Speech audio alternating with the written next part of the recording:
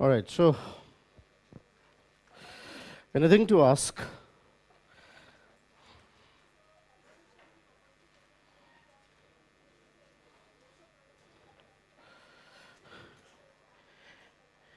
According to Marx, this alienation was found across the societies, but the degree of alienation was very high in capitalism.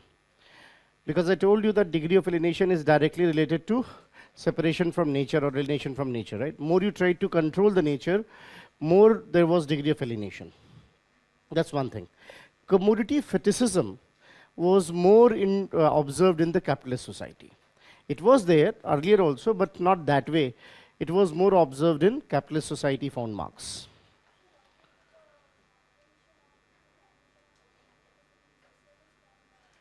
This Marx was silent about, but later on we got Frank Parkin. Frank Parkin identified that even socialist societies are no different. And Frank Parkin is one who studied empirically, because Marx have not done any research per se. But Frank Parkin studied socialist society, which were having the Marxist rule, Lenin's rule in Russia, in Eastern Europe, and found that alienation is there also. The only difference is that instead of economic, it's a political power which is alienating them. That's why Zeman said powerlessness is also alienation. Right. And commodity fetishism in socialism, yes, it is there. If not commodity fetishism is there for sure. I don't know how many of you are knowing, but Lenin's dead body has been preserved in the Kremlin, in USSR. Lenin ki dead body preserved ki gayi hai. So far, 12 or 13 plastic surgery has happened to that dead body. Best of the chemistry students, best of the chemists, they are pasting something on that body, Lenin's body, so that it remains. That's the only body which is growing younger, despite a soul. They believe someday they will come to know how to get back the soul. Now, if this is not fetishism, what else is? You're protecting a dead body. I think you're more religious than the so-called religion. You're more religious, you think that Lenin may come back someday. And that's why dead body has been plastic surgeon. Best of the doctors, best of the biotechnologists, best of the chemists, they are serving that dead body. And not officially confirmed, Lenin officially confirmed, not officially confirmed even, but sometimes people say that even the same happens with the Stalin also. They're doing the same with the Stalin. God knows how far that is true, but they are doing that with the Stalin. I don't know, this is fetishism only.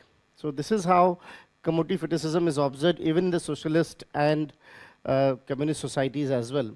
Reasons might be different. Fine. All right, what else? So I have told you what is commodity fetishism. We have tried to understand in the previous class that how there is use value, and then how there is one thing called exchange value. And what is fetishism? I told you fetishism is something where you make a thing which is non-living, and you treat it as if it's something living, as if it's having its own mystic power and controls you. So that's how you made that thing a god. So fetishism is that act, that belief, where something which was non-living was made God. So look, that statue you bought, and suddenly it got mystic power. Look, those books, prayers, whatever you are having in different religions, you bought it, and then you are believing it got now that mystic power. So this is what is called fetishism. And if you are doing this with commodities, then commodity fetishism.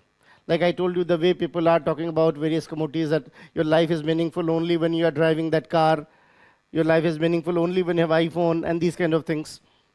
So this is what is commodity fetishism. And I told you that it happened why? Because once we got the exchange value, and now because of the exchange value, you got what is called the pricing, and now you realize that more money you have, more commodities you have, you will be more powerful. That's how we got this idea of worshipping the commodities. Fine. So that's how we got this idea of commodity fetishism.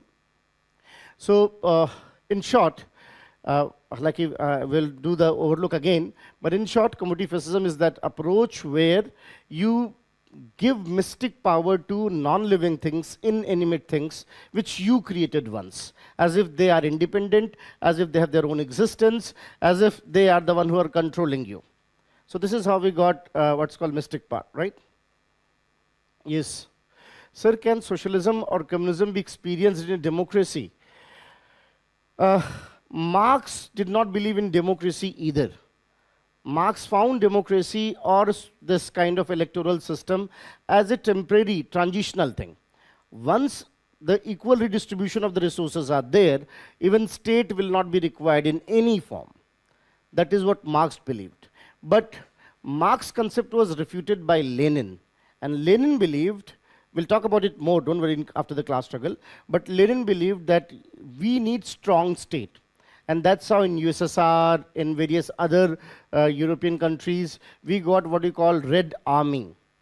Red Army. Red Army simply means the one who controls the resources on behalf of the government.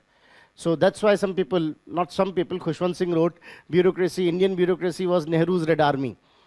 That's what I hope you can get satire.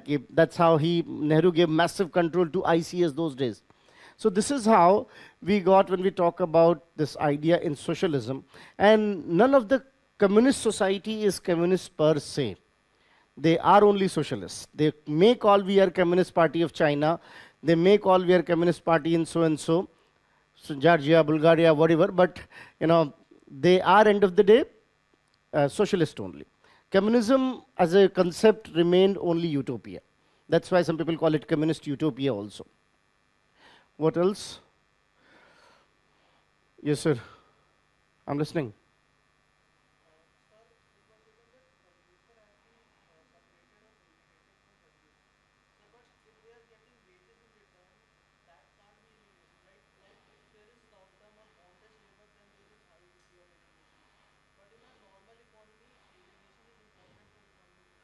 That's what we thought. That's where the commodity is becoming important. Why we produce anything? I told you we produce anything for two things. A, we want it. That's why I told you that this debate first. What is use value and what is exchange value? I am teaching this class for sake of what? Just for the exchange value. So have not been separated from this? Now, I told you that as a human being, we want both. We want some material gains and we want self-affirmation. Self-affirmation. And if we want self-affirmation, if we want acknowledgements, यहाँ तो कितने के चेहरे भी ध्यान नहीं आएंगे. Though I try to, honestly. I do remember the faces. I may pretend as if I am overlooking, but I do remember. तो जो जितने लोग मेट्रो में दिखे तो सब याद हैं. भले आपको लगाओ कि मैंने देखा नहीं. So this is how it is, but end of the day, it has its own limitation. कितने के नाम याद होंगे मुझे इसमें से? Barely. So what is happening? Isn't the producer separated from the produce? And that is, अब सोचिए कल आप मुझे मिले और बताएं कि सर मैं आपका सोशियोलॉजी में स्टूडेंट था, तो कैसा लगेगा? How will I feel? I should know those who I'm teaching with. I'm talking to you. आप दिन भर हम लोग रोज मिलते हैं लगभग, at least 3 times in a week for sure. So we are meeting, and this will continue for another 3-4 months at least, and we barely know each other's name. How unfair. How unfair. But look, this is what is called producer has been separated from the produce. Isn't it? So had it been just I was talking to you because I wanted to talk to you, the use value for immediate consumption, then things would have been different. Then I would have asked first, what is your name, sir? That's how the conversation would have started. So producer has been separated from produce. Fine? Yes. Robbing of the material thing is a metaphor here, means exploiting on the material things, exploiting on the profit, exploiting on the exchange value and so. Economic exploitation. That's why robbing of the material things. Yes, what else? Fine. So to have a quick look, so far we have discussed in Karl Marx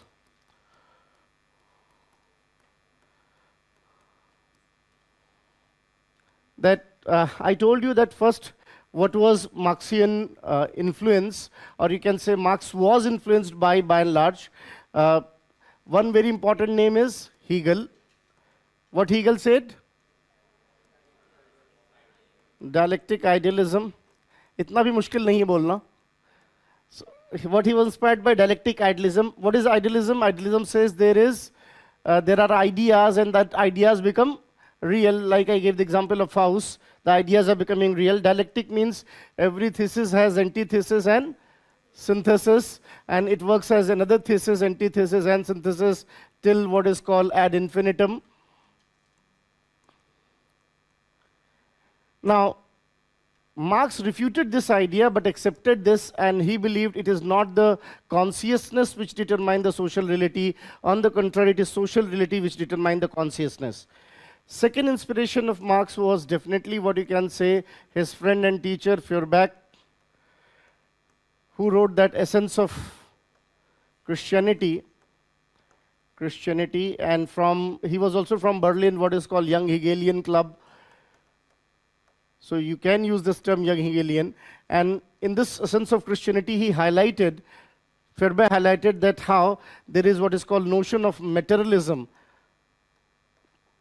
That means we should try to understand the things in the material reality, which turned to be one of the most influential inspiration for Karl Marx in his thought processes. Karl Marx was also inspired by what you can say Adam Smith, being student of economics, Adam Smith and Ricardo. And according to Adam Smith, in order to survive, we have to act. We all have to act, and that act is what we call as modes of subsistence, which later on became modes of production. And this act is also the source of happiness and satisfaction. Happiness and satisfaction. Karl Marx, if you see that socio-political condition that time was that capitalism has come in Germany. Capitalism was in Germany, and its flip side was now visible in Germany, that how poverty was there, flip side was visible. And even to some extent, you can say Enlightenment, all those political philosophies were there when Marx was there. French Revolution has happened. So these things were going to influence, obviously, his thought process also. Now, when it comes to Karl Marx, I told you that he accepted all the three things and gave the idea of what you can say dialectic materialism, or what you can say material conception of history. I hope I'm making sense to all of you. Material concept of history, material conception of history, where he believe history must be viewed that way, and it should be in the dialectic sense. And he gave a system view, obviously inspired by Adam Smith. It was a system view that says economy makes a base or infrastructure on which various superstructures are built, and they are interconnected. That's why I told you that Marxian assumption is based on three things, that everything is interconnected, everything is dynamic, that keep on changing. And by potentiality, human beings are potential, they may be good or bad, depends. So that's how there is base called infrastructure, and then there is social superstructure. They are interconnected. Any change anywhere changes the all. However, using this, he said, so as we have to understand society, we should focus at the base, that what kind of base or economic infrastructure is. And to understand that, he said, we should try to look at what he called as modes of production. Modes of production can be divided into two: forces of production and relations of production. This was of pivot importance for Marx.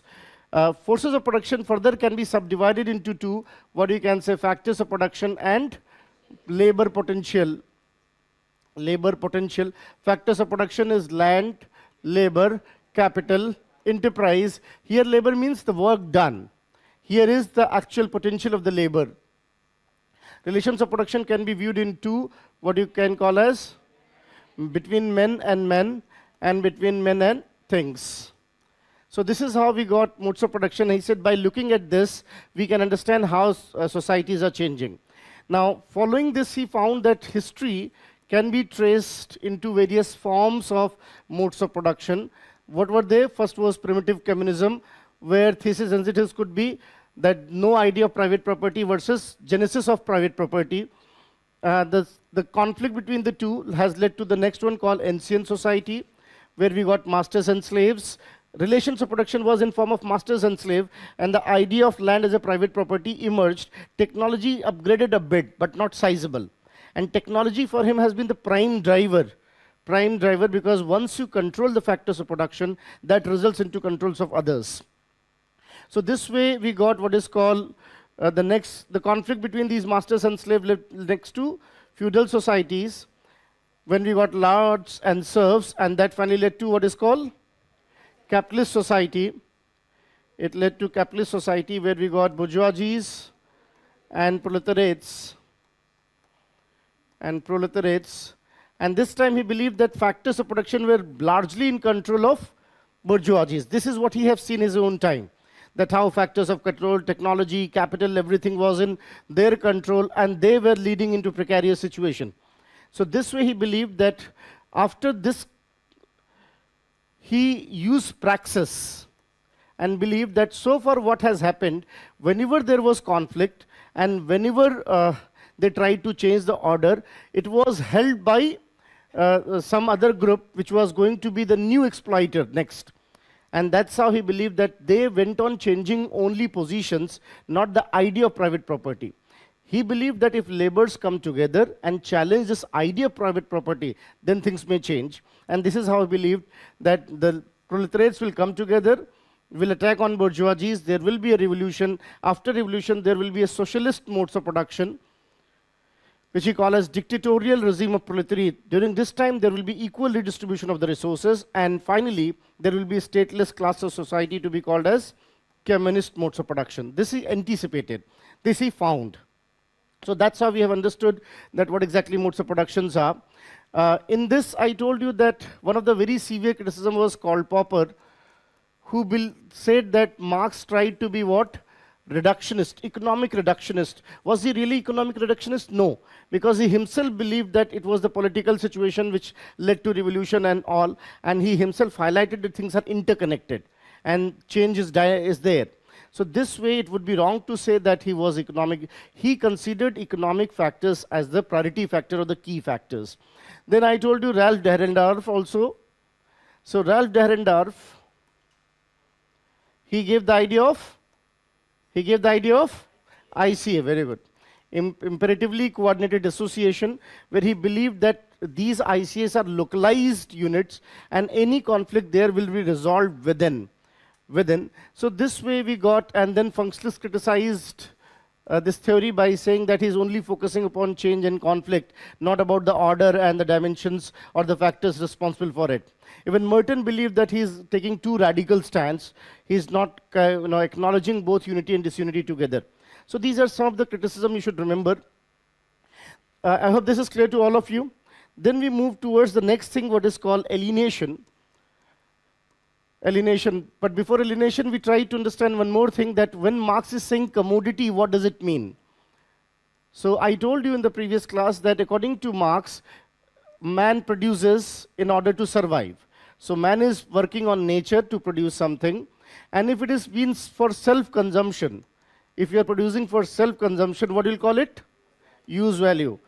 When it has been produced for self-consumption, this will be qualitative good. This will be qualitative, and it cannot be compared. Like I told you that there is use value of food in terms of hunger and use value of shoes in terms of comfort. They cannot be compared. And it is for self-consumption. It's for self-consumption, and we will be consuming only that much which is needed. यहीं पे सारे फसाद की जड़ है. अगर हम सिर्फ उतना ही कंज्यूम करते, उतना ही बनाते जितनी की जरूरत थी, तो शायद प्रॉब्लम ही नहीं आती. Then we would have not exploited nature much. There was no need to control nature either. No need to control. Even COVID has proven it कि हमारी जरूरतें तो बहुत कम थी. ज़रूरतें तो बहुत कम थी. It's all about the greed. So that's why some people say Gandhi was disguised Marx, the non-violent Marx. Gandhi has also made the same quote. We have good enough. We have good enough for the need of everyone, but not good enough for the greed of a single one. And that's how we started that. क्यों? अगर यहाँ तक रहता use value होती, it was qualitative, it was incomparable, and that's why we could have produced only that much which is needed. But then came the next thing, what is called commodity. What is commodity? When man is producing something for sake of exchange, for sake of others, then you call it exchange value. When you're doing it for others, and in this exchange value, obviously initially it would have been barter, and then it became what is called something based on money. Here we got quantitative value. बात तो बड़ी कायदे की कर रहे हैं. Once you get it, it's very practical thing. Here we got quantitative things, and this quantitative things were comparison. You can do the comparison of that which is expensive, which is less expensive. Yes, ma'am.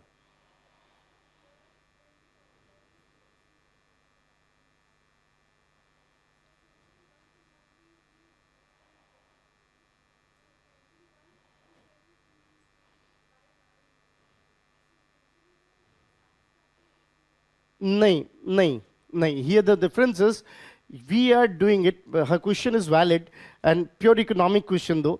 And I know some economics, so I can answer it. So, when it comes to CMC value, her question is that commodity, by selling commodity, I got money, and with that money, I got another commodity. So, end of the day, satisfaction, no. It depends what is the exchange value of that commodity. You know what, ma'am? कम से कम 50 class पढ़ाऊंगा, तब जाके शायद मिलान show में मैं एक कोल्हापुरी चप्पल खरीद पाऊंगा, प्राडा वाला. जबकि कोल्हापुरी चप्पल मैं पहनता हूं, that's one of my favorites one. They have taken away, that's a different thing. If you're knowing this new controversy, अगर मैं 50 क्लास पढ़ाऊं तब I'm not, isn't it quantitative now? जबकि वो कोल्हापुरी चप्पल which was comfort will be the same. What I'm paying for that PRADA. That's it. बाकी कोल्हापुर का चप्पल वो हमारे यहाँ 250 रुपये मिलता है लखनऊ में, निगोशिएट कर लिया तो 175 में मिल जाएगा. It depends. If you're a good negotiator, so where is the use value now? Use value has been converted into exchange value depending upon, I told you, demand, supply, branding, labor value. Remember the labor theory of value, which Adam Smith has, in the previous class I referred a bit. So the point is, it's not just the use value now. It is the exchange value, and that's why you are showcasing it now. Okay, I'm this much rich. So use value of this watch is not, all the watches have different exchange values, but the use value is the same. So what is getting satisfied here? Use or the ego? The so-called the proclamation of being superior on others, and that's greed.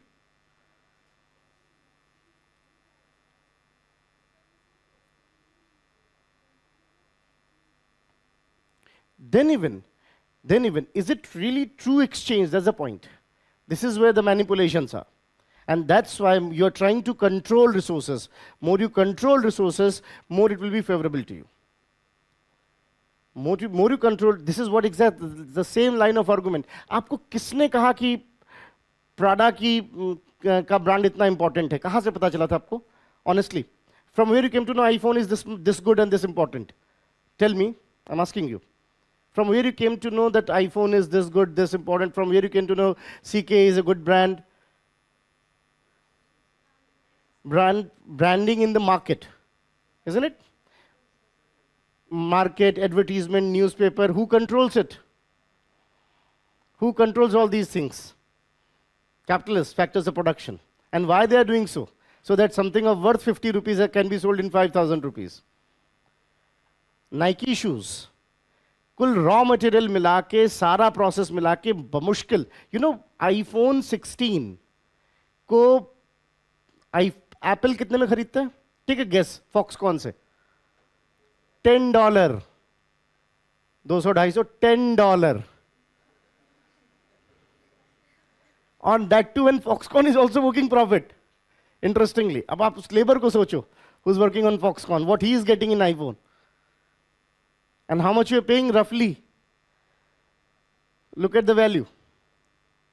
And how they have because they have control on media. That's why Marxists believe media, advertisement, these are the sources of what? To re-establish your factors of production. That's why I told you that a new thing is coming called cultural Marxism. Who told you that if you're not having iPhone, your life is not virtuous? A movie, a peer group, some branding, some advertisement, something of that nature. They might have told you. And this is how, in fact, social media, aapko kya lag raha hai? Social media is so free. They have a purpose. It is on purpose. Social media ने world tourism में do you have कितना इजाफा किया है? You can't guess the figure. It's more than 300%. Before social media and after social media. People became traveler. Just to showcase others. This is one of the examples. If we just compare data before 2006 and after 2006. So it's just a point of view. That end of the day, it's not the use value now. It is kind of showcasing. So we are not using it per se. It's not consumption now. It's not consumption per se. In fact, there's a fellow, Thurston Veblen. That's how you got that term called Veblen goods. These expensive goods. It's just for showcase only, just to show off. Don't have any use value per se. Use value per se. So this is how we got this idea of what is called, how it became quantitative and how it became what is called comparable now. And this comparison is the key. Like here we are not comparing. Here we are comparing now. This comparison is the key and it's quantitative. And now this man is knowing, more we control resources, more we can control the exchange value. More we control resources, more we can control the exchange value. And this way now these commodities became what? God itself. That is what he calls as commodity fetishism. So in the CMC format now, what happened, commodities became God. And what is fetishism, I told you? Fetishism is that notion where something non-material was made. Like when you look at the market, you don't think that it is something made for us. It was made for us so that we can have a good life. मैं भूल ही गया मैंने पढ़ाना शुरू किस लिए किया था. Honestly, sometime if I have to look back and I have to reflect, I will be wondering कि मैं सच में इसीलिए पढ़ाने आया था दिल्ली अच्छी लाइफ जीने, लाइफ ही चली गई, बाकी सब है. End of the day.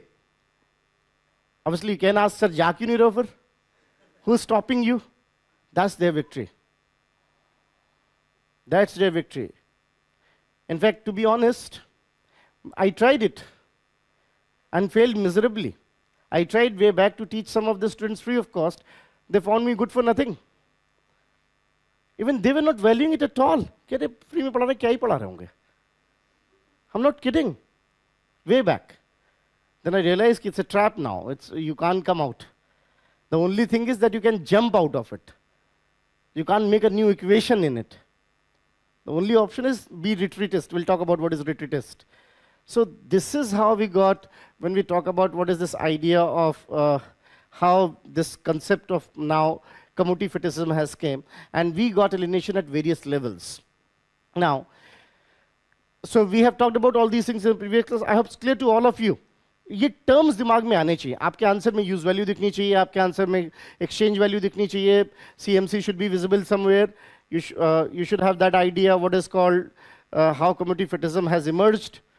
So this way we got this idea that what is commodity fetishism. Now what is alienation, I told you. The concept of alienation was given by Feuerbach, and Feuerbach said that it is the state of self-estrangement. Marx believed, I have already told in the previous class that Marx advocated that this alienation was something which started with the nature, which Feuerbach already had said, and as society moved on, you started controlling more on the nature, you got more alienated. Why? Because as a human being, we want not just material gains, we also want self-affirmations. We also want self-affirmations, and that's why he found there are 4 types of, यहाँ मैंने key term use किया था, that must be reflected in your answers, that not only robbing of material things, but at the same time, objectification of creativity. That even creativity has been objectified. Creativity has been objectified, and this way, we got what is called fold of alienation. Producer has been separated from produce. ये 4 तो ध्यान रहने ही चाहिए. ये तो bare minimum है that producer has been separated from produce. Second is, producer has been separated from process of production. Third is, there is social alienation. And fourth is, there is self-alienation. And then we talked about that how it was debated by other thinkers, that was what is Marx saying about alienation is not only confined to laborers also, there are other things. In that we talked about what is Weber saying, it is what C. Wright Mill is saying, what George and Mercury is saying, what Zeman had said, and I told you that how Robert Blauner have identified empirically that despite lower income, in fact that's why, आज भी आप जाओ, these kind of things, depression, insomnia, सब urban disease है. मुझे आज तक ये बीमारी समझ में नहीं आई कि लोगों को नींद नहीं आती. मुझे अभी कहो मैं अभी सो जाऊंगा. You give me 10 minutes and I will fall asleep. I'm not kidding. 10 minute आप दो मुझे. मुझे आज तक ये बीमारी हाँ ज़्यादा सोते ही बीमारी मुझे पता है. मैं सोने 12, 14, 18 घंटे भी सो सकता हूँ, no problem. I got carried away in my childhood. मैंने बचपन में पढ़ा था कि आइंस्टीन 10 घंटे सोते थे और 5 माइल वॉक करते थे. दूसरा मैंने छोड़ दिया, पहला पकड़ लिया. Had I been the second case also, the thing would have been different. So, 5 kilometre भी चलता तो भी things would have been different. But first I took very seriously कि 10 घंटे सोने से शायद दिमाग तेज रहता होगा. That kind of thing. But I can write an essay on it कि अगर लोग ज़्यादा सोते तो दुनिया में कम फजीयत होती. There would have been less violence, there would have been less conspiracies, that kind of thing. So I know there's, but the point is कि ये बीमारी, depression, what is depression? What is depression? That things are not happening as you wanted. Isn't your idea of control is controlling you? Accept ही नहीं कर सकते. Just accept कि it may go anyway. What's the big deal? We'll see what it happens. ये जो आपका control करने का attitude है. You don't accept uncertainty. You want everything should be in your control. अरे कुछ भी हो सकता है. Next moment it may happen anything. The sky may fall. What's the big deal? जब होगा तो देखेंगे. What do you call ना case Hera Sera. Why think this much? But नहीं, you want control on everything. And from where this idea came, because you controlled nature, so you got this fallacy that you can control everything. That's why depression is a Western disease more, because they think that they control nature more. So more you control the things, more you think that you can control other things also. That urge is the reason why people are having depression. Because things are not happening the way they want. अगर मेरे दिमाग में ये होता नहीं कि I want this particular, that's why अब आप मुझे, मैं चाहता हूँ कि आप मुझे सल्यूट करो, तो नहीं सल्यूट करोगे तो I will be depressed. Simple. If I don't have any expectation from you, salute किया तो भी ठीक, नहीं किया तो भी ठीक. But I want no, when I enter you all should stand. नहीं हुआ, depression. कि why they are not standing, why they are not greeting, why they are not falling in the queue. So this is where, and this all started, that's what Marx is saying, it started from what? Controlling the nature. So once you control the nature, and that's why I also told you he was the first environmentalist that way. Once you control the nature, you thought that you can control, and this is how things continued. Now, parents want to control their kids. क्या पढ़ें, कैसे पढ़ें, कैसे. Look, the kid's life is very regimented.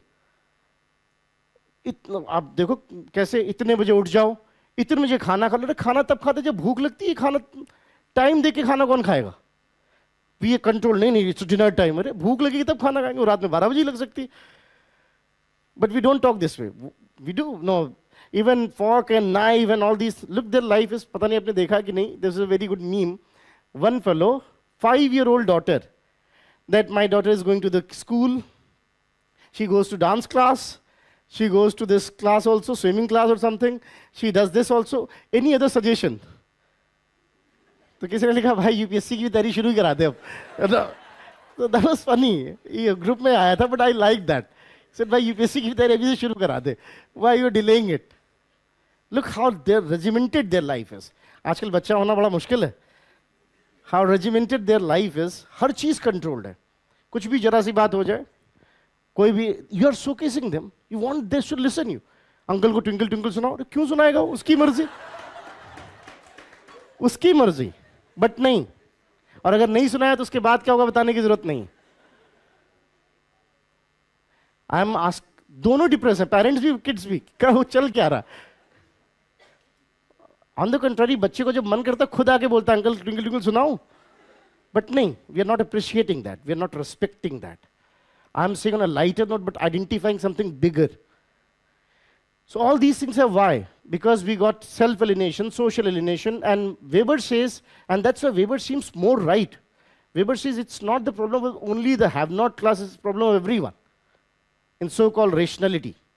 In so-called rationality, in so-called, that's why what is the profit of profit? So we have talked about it, that what Weber had said, what Reitmans had said, and so and so. शायद लिखा नहीं था उसको. Let's quickly write that and then move towards the next thing called class struggle and how that worked. But please, I hope you're looking at questions also at home. Are you comfortable? How many of you are doing questions at home? At least raise your hands honestly. Fine. And others, why giving step-brotherly treatment to marks? All right. So,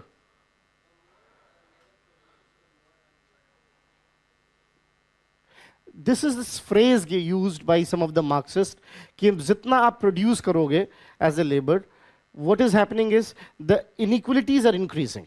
This is called immiseration.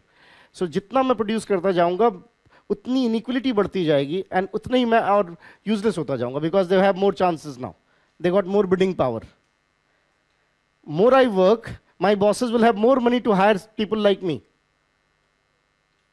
If needed, can use AI also in future.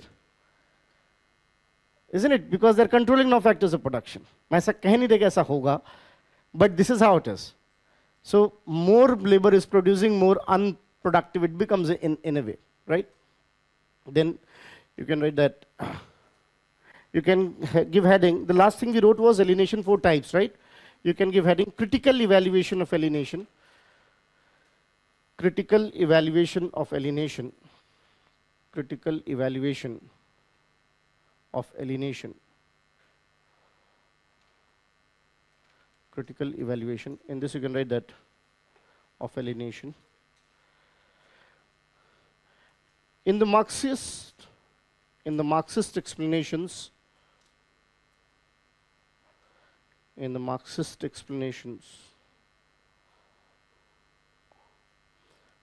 of alienation, the Marxist explanations of alienation, in bracket, in his work, Das Kapital, in his work, Das Kapital, it was only confined to,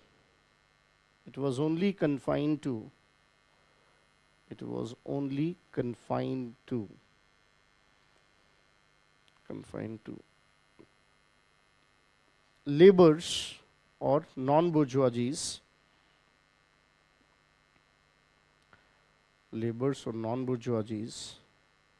but later on,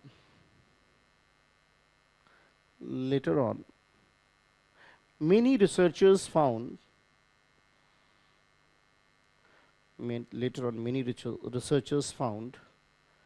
alienation to be widespread.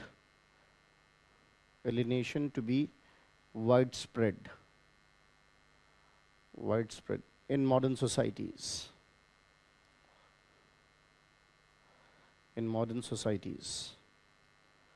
Widespread in modern societies. According to, next paragraph, according to Weber, we'll give one paragraph for each.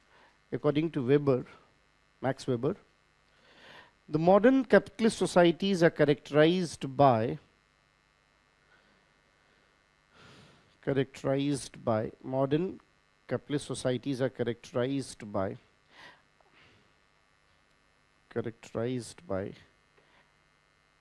idea of rationality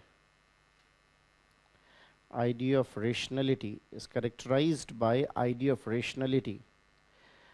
Achha, just a suggestion, if anyone, because I know you don't like books much these days, but अगर आप Harlombus पढ़ेंगे तो there's a wonderful paragraph given in that chapter called bureaucracy.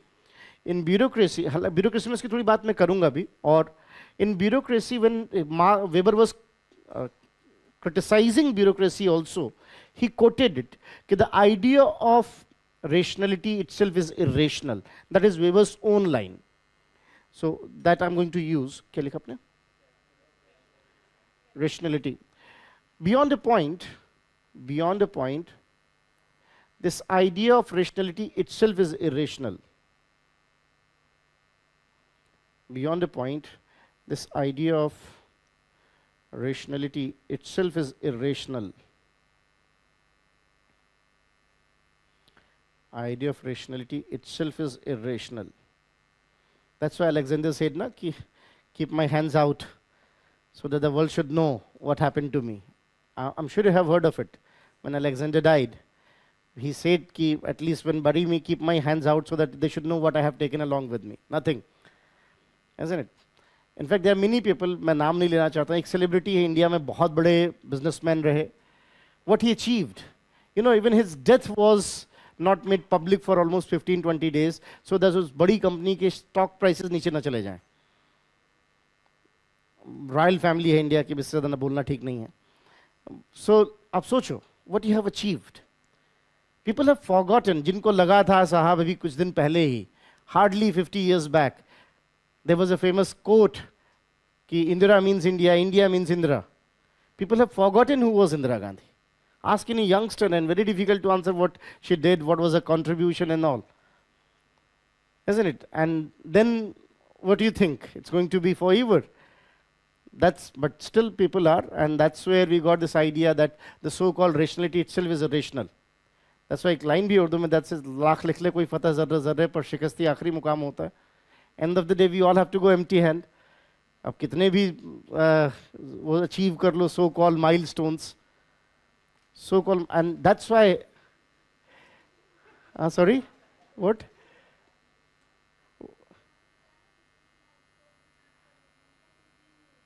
Sahi baat. And that's why, being elder, I would like to say one thing. Take this line seriously. Life is a verb, not a noun. Life is a verb. Think of it. It's not a noun. It's not into things. It's here, right here. But ठीक है, ठीक, आप लोग अभी वैसे ही समझो.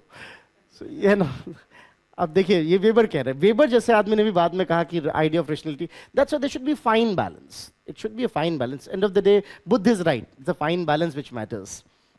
So the idea of rationality itself is irrational. You can write further that. In modern societies or in modern capitalist societies, ये weber की ही लाइन है. In modern capitalist societies, everyone is caught in an iron cage. Everyone is caught in an iron cage. Iron cage, he's talking about factories and machines. In an iron cage. Fine. So alienation is for everyone. So alienation is for everyone. Is for everyone. ये तो weber बात कर रहे हैं industrial society की. Next, according to C. Wright Mills, remember sociological imagination? According to C. Wright Mills, in modern service societies,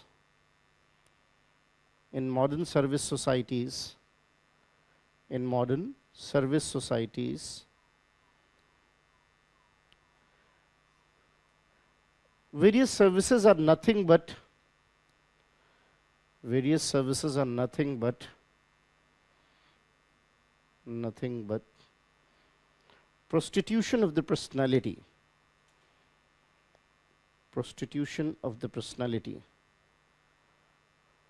Nothing but prostitution of the personality, resulting in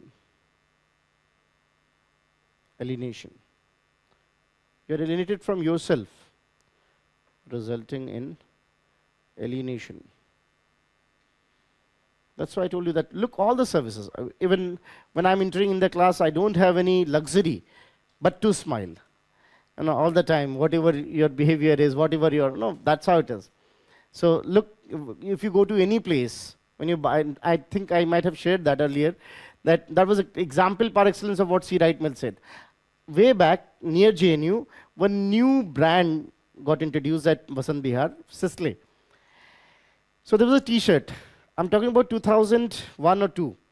There was a T-shirt, and that T-shirt cost that time 1,200 rupees, a dirty-looking T-shirt. So I entered into the room. It was a kind of first of its kind experience, Sisley brand, and the moment तभी promenade वगैरह बना नहीं था. We used to play cricket there. They robbed our place. So they robbed our place. So Now, that Sisley showroom, I entered, and the sales girl, the way she greeted me, it seems as if we are age-old friends. How are you, sir? How can... Well, it was a delight experience, I must say. And then I asked to that lady, Ki, how much this t-shirt costs for? She said, 1200 rupees. And it looked very dirty. So out of humor, I said, are you not overcharging to make it dirtier? Because anyone can buy it in 50 rupees in that Sarojini market. So, and she realized ki not a potential buyer. What in business they call prospect, not a potential buyer. And she turned as if I don't exist. Immediate. And this switch on, switch off behavior is something which reminded me C. Wright Mills. We all do that. I'm also doing the same thing, not much different. In service industry, we all do the same, whether you like or dislike. So this is what is the term prostitution of the personality, popularized and obviously controversial also. So this is how he believed that service sector itself is alienation. So Wright Mills is talking about service sector, Weber is talking about factories, industrial sector. The next. So क्या लिखा आपने? What is the last line? Resulting in alienation, right? Next. Similarly,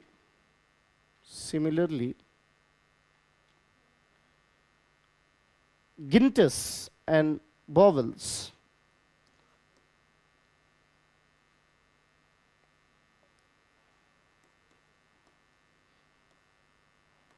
again, this is in Harlombus, if anyone interested. Bowles and Gintis found that in order to be efficient,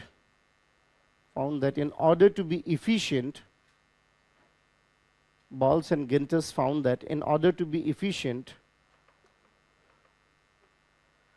labors are alienated. In order to be efficient, labors are alienated at workplace. So proving whatever Marx is saying to be empirically right. Alienated at workplace. Marcuse, this is important, क्योंकि ये अलग कुछ बात कर रहे हैं ना. Marcuse and George and Marcuse, Herbert Marcuse was the name. George and Marcuse, in that work, one-dimensional man,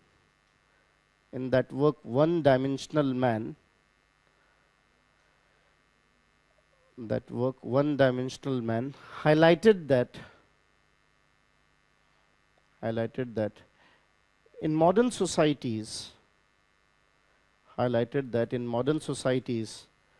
not only work,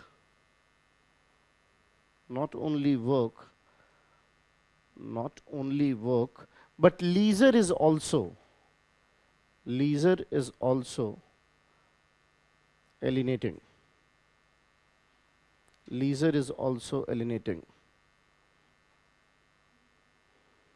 Isn't it? In fact, wahan bhi lose up, even in leisure you don't have use value either. I have seen, if you go to any restaurant, if you go to any, obviously you won't be going to pubs, I'm sure, but if you go to any restaurant, if you go to any such place, what you call party place, people are more interested in making what's called Insta stories and uploading it. Rather than enjoying where they are, being in present, they are more interested in showcasing the things. Use value is gone there also. That's why I told you they work like donkeys and they jump like monkeys. One-dimensional, single-dimensional. Everything in the exchange value. So, and then, again, why you're doing all these things? You went there so that you can, you can have some leisure time, but you are doing the same thing. Forget about it. Even when they're hitting gyms, I sometimes wonder, they had given themselves a task कि at least इतने sets लगाने थे, जितना मन करे लगाओ, बात खत्म. You are giving yourself a task also. They are going to yoga, giving themselves task. इतने तो breathing करना ही है. Take a chill, bro. Everywhere you are getting a target, everywhere you want something to achieve. This is what we're going to take a chill pill kind of. हर चीज में आपको target है, हर चीज में achievements है. Every time you want to prove, And you know what? I personally believe, I know I'm wrong, but I personally believe the moment I want to prove myself to anyone, बाकी का पता नहीं, but one fellow insulted myself for sure, and that is me. बाकी तो मेरी बेइज्जती क्या करेंगे, मैंने खुद अपनी बेइज्जती तो कर ही ली. When I have to prove myself to anyone. बाकी की तो बाद में करेंगे. मैंने खुद अपनी बेइज्जती, I know कि something is, that's why otherwise, so even leisure also, कोई जाके देखिए आप. I insist next time when you are going at any such place, look what people are doing. Are they actually what you call unwinding, staying there, enjoying the book or what? No. So this is where the rat race has reached, and that's why the term is one-dimensional man. हर समय एक ही dimension में सोच रहे होता है. So and that's why take me very seriously. I'm very thankful to one of my seniors. He once said this to me. हमारे time एक slam book होती थी. पता नहीं I don't whether you know that slam book or not. So he wrote one thing in my slam book, which turned to be a kind of enlightenment for me also. He wrote that don't think much what others are thinking about you, because they're equally worried what you're thinking about them. So इतना वो rat race है. This is how it goes. मैं सोच रहा हूँ, आप क्या सोच रहे हो, आप क्या सोच रहे हो, मैं सोच रहा हूँ. That's how third party is winning. So this way, not only the work, even leisure is also alienating. तो कम से कम Weber, Wright Mills, Marcuse and Blauner, इनकी बात जरूर करिएगा, because they are talking something independent of each other. बाकी तो repetitions है. So Marcuse said in One Dimensional Man that not only work but the leisure is also alienating. आप देख लो खुद ही, पढ़ रहे हो भाई, you should be enjoying it. इसको भी काम की तरह देख रहे हो. Having a lot of, that's why Kapil Dev says very rightly, Kapil Dev की pressure है भाई. Have you heard that quote of Kapil Dev कि बच्चे आजकल कहते हैं बड़ा प्रेशर है. ये बढ़िया एसी रूम में रह रहे हो, बढ़िया एसी चल रहा है, जाके ह्यूमिडिटी बाहर देखिए कि तब समझ आए प्रेशर होता क्या है. बढ़िया आप एसी रूम में बैठे हो ना. कपिल देव सिंह, मैं नहीं बोल रहा कि बढ़िया एसी रूम में बैठे हुए, टीचर आपको छू नहीं सकता, पेमेंट्स पेरेंट्स कर रहे हैं, आपको प्रेशर है. कमाल है. हमारे टाइम में पहले टीचर कहाँ घूम रहा था, बाकी बाद में होगी बात. So this is saying a very valid point कि आप you can't even enjoy what you are learning something, you should enjoy it. But नहीं, वो एक सिस्टम बन गया. Everything is considered to be a task done. So that's how Marcuse is saying कि contemporary society framework is getting alienating. Now next is, according to Zeman,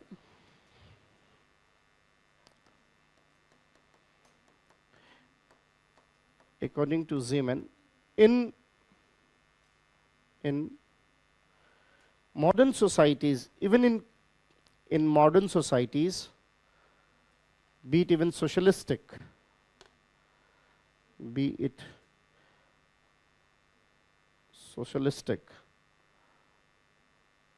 powerlessness, normlessness,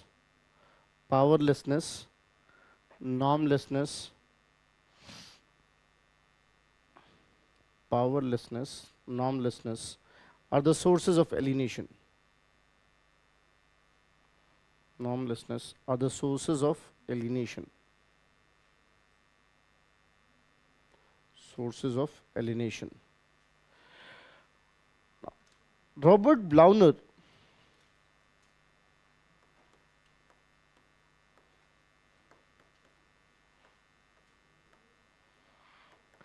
again I repeat कि Weber, Wright Mills, Marcuse, Blauner, इनको जरूर याद रखिए, बाकी फिर भी repetition है. Robert Blauner did empirical study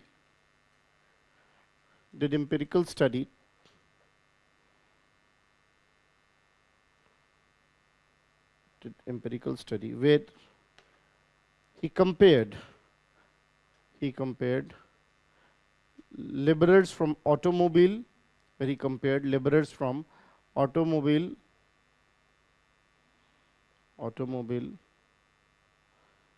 handicraft and paint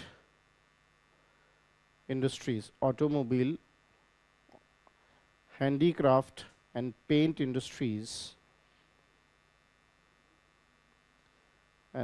industries, and found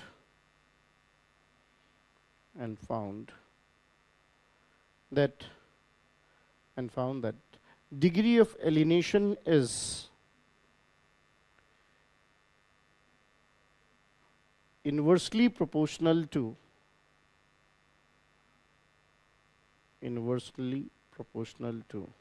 avenues of creativity.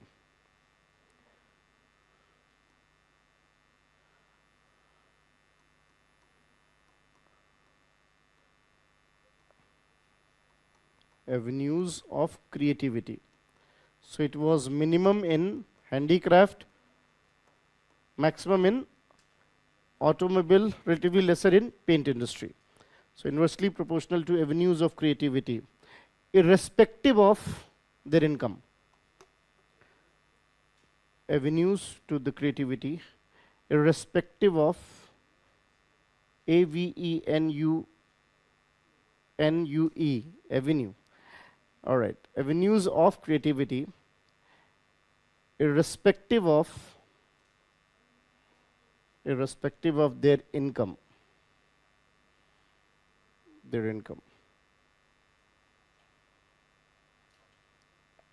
Fine. So this is how we got when we talk about how handicraft, automobile, and paint. So now, as you know, it is just indicative. It's not a graph per se, but this will be the degree of alienation. This is creativity. So you can write that.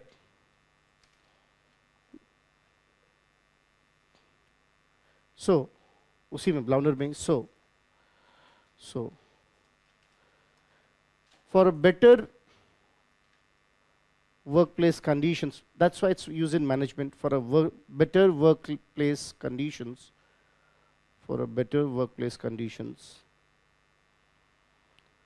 freedom of creativity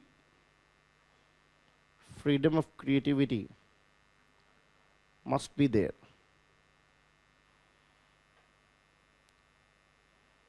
Freedom of creativity must be there. Fine. Next critical evaluation. When we say critical evaluation, it may be positive, negative, both. You can say next. Karl-Popper found. Next in Karl-Popper found.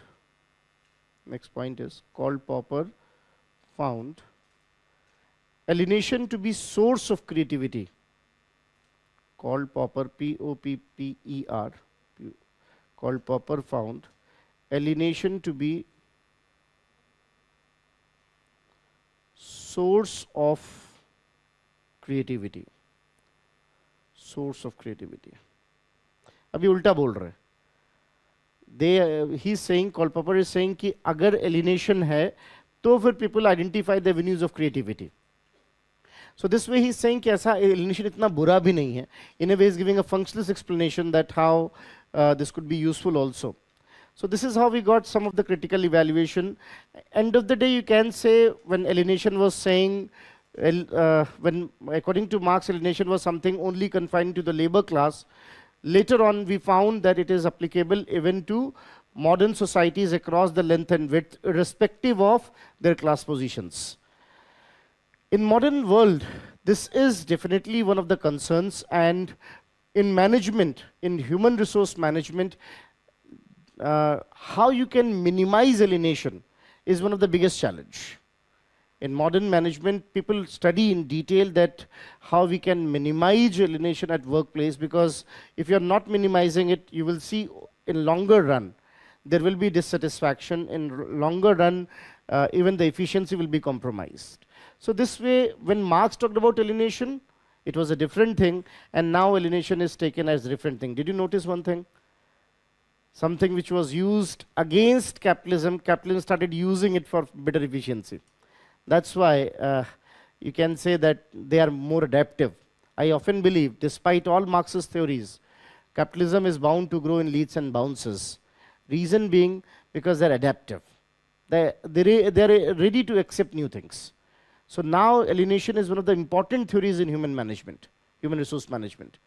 They know that how you make sure that you work. That's why holiday packages, employee of the week, employee of the day, employee of the month, these kind of things. So they make sure that some kind of, or some way or the other, your creativity is manifested. So this was about alienation. So again, mostly whenever the question is asked on alienation, they ask alienation along with critical evaluation or what others are saying. So what you have to write in alienation, define what is alienation as Feuerbach said, then define what is Marxian notion of alienation, then define what others had said. However, if the question is related to alienation and commodity fetishism, then you should talk little about commodity fetishism. So once or twice they have even separately asked what is called commodity fetishism.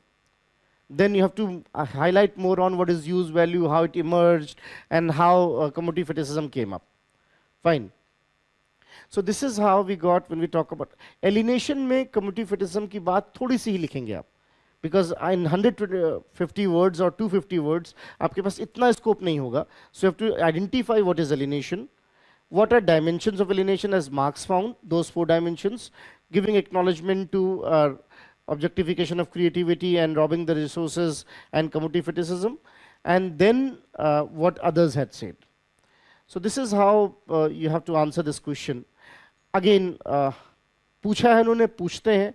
अच्छा, good part is what I'm liking now, even in sociology also. This is where I think teacher of मतलब kind of teacher I am might be more useful, because अब वो अच्छा कर रहे हैं, पूरे UPSC में कर रहे हैं कि they are asking applications of the things. पहले तो सिर्फ थ्योरी पूछते थे तो आसान होता था. अब आपको अब let's say if I ask you, do you think alienation prevails in the society, or it is reducing or changing? Examine. Now you have to say that how idea of alienation Marx said, and giving more emphasis on the later part, that how it is there and how people are talking about in human resource management it should be reduced. So this is how we got when we talk about alienation.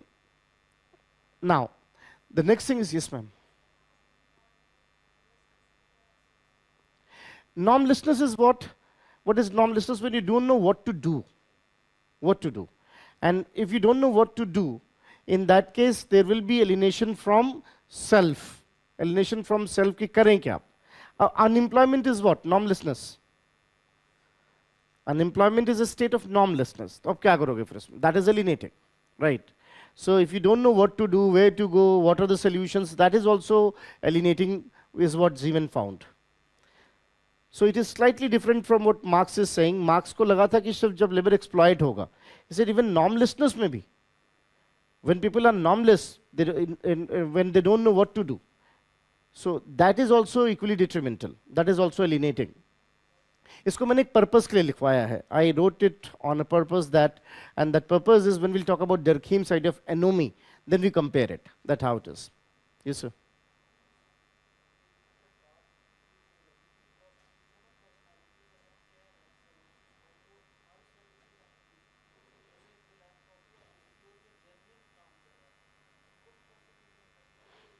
Do you really, those when it comes to NGOs and all, Marxists don't consider NGOs to be good. Just for information. Initially, even they found it is something which creates dual consciousness. They confuse you. So what exactly NGOs are doing? They are collecting clothes and giving it to the poor. Isn't it? This is what they are doing. आपके लिए क्या हो रहा है? Your wardrobes got clean so that you can get new clothes, and their anger got settled so that they are not retaliating. Their anger got settled. Had they been not getting clothes and food, did you know what? Have you ever noticed that how far they can go then? What you are doing? You are channelizing their anger by giving them some food. Everywhere. Same story is there. Everywhere, what they are doing, NGOs and all, according to Marxists, especially Antonio Gramsci, we'll talk about later in Power in 7th chapter, even NGOs, etc., what they are doing, they are creating a dual consciousness. So, what if they were not there? These poor could have come on streets. They could have thrown their bosses out. But what happens? Whenever they are very angry, you give them some compensation. Some compensation. And that's how they forget. Now they're busy in food. They're happy with those things. That's why Market Zekarju said, no, if don't have food, give them circus.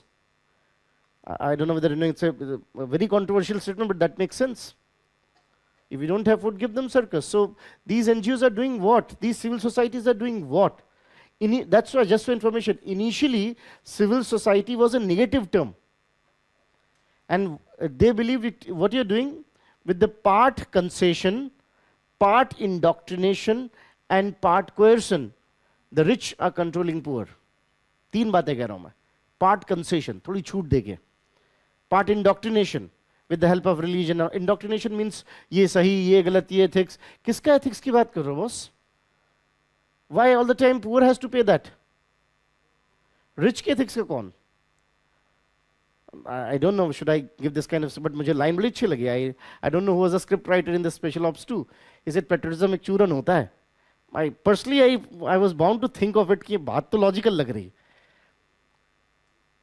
I know that this is not the right place to say that way, but then even Marxists believe this way कि आप patriotism की बात किसके लिए कर रहे हो? Whose patriotism? And that's why in Troy movie there's a very good line. Old people talk, young people die, avoid politics. वो तो बैठ के बातें कर रहे हैं, आप you are dying out there. ये कौन सी लड़ाई चल रही है? क्यों किसके लिए? मार्क्स बोल रहे, मैं नहीं बोल रहा है सब. I told you I will behave like ambassador of that fellow. But the question remains, your civil societies are what? These civil societies are nothing but agent of the state. Agent of the state, so that why you are not giving me the new clothes? Why you are giving me those old one, the used one? Do you know what is the psychology of abuse? When I'm giving you my old clothes, I establish I'm superior and inferior to make you weaker psychologically.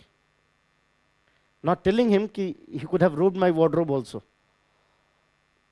So this way, initially, but later on, especially after 1950s, the way Nehru and Castro and these kind of people came up on this earth as the political formula, that time we realized, no, civil societies could be good also.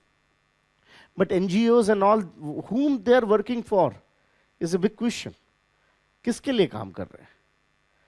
And that's where the point is, they are just ensuring, and that's why, I don't know whether you are going to like this statement or not, but Ramchandra Guha is right when he's saying this way, India's democracy has survived not because of the parliament only, but because of Jantar Mantar also. I had given you a place, come and do government down, down, government down, down. बड़ा खुश हो गया, हाँ, government को challenge कर दिया. Bingo. Job is done. खुश हो गए आप घर चले गए.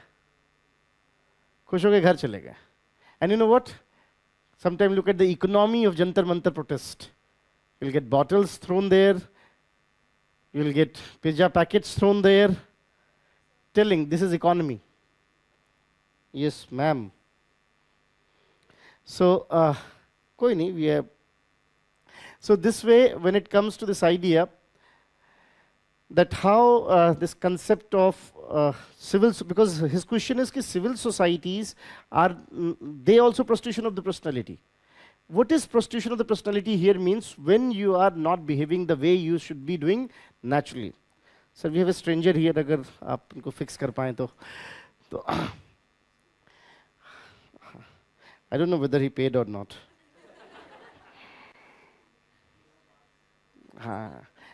So if not paid, I'm sure he will be thrown out. So this is how we got this idea when we talk about what even civil societies also, not much different.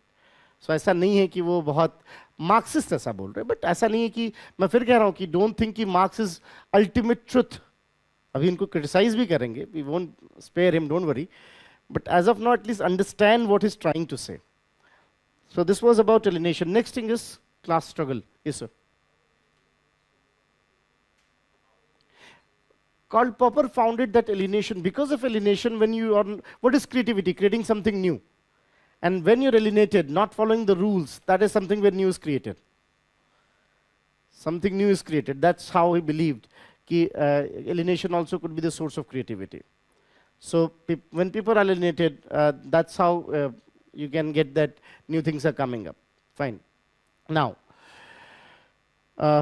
so next thing which we have to discuss is, अब इस पे I'm not giving you any concluding remark. You can write it. So alienation is not only confined to the labor, but also to the modern societies, and so depending upon whatever question is. Now next is class conflict. The last thing in the marks is class conflict. अब यहाँ पे it's more a kind of repetition of the things. लगभग सारी ही बातें हम कर चुके हैं. Class conflict. अच्छा, एक चीज यहाँ पे I would like to say more कि हमने रीफिकेशन को नहीं लिखा शायद ना. Have we written it somewhere? तो एज ए नोट थोड़ा सा उसको लिख ही लेते हैं. That will be good. एक जहाँ होना चाहिए आपके पास. कम्युनिटी फेटिसिज्म के साथ ही जहां आपने लिखा था यहीं पे आप लिख लीजिए as a note. That as a note before I get into the class struggle. आप थोड़ा सा इसको भी लिख सकते हो.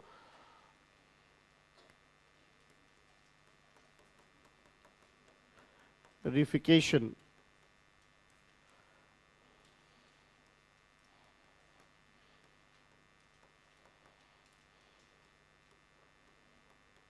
George Lucas was the one who gave the term. Reification. Sensed it. So, you can write that.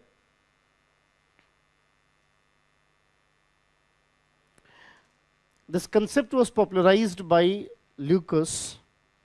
This concept was popularized by Lucas.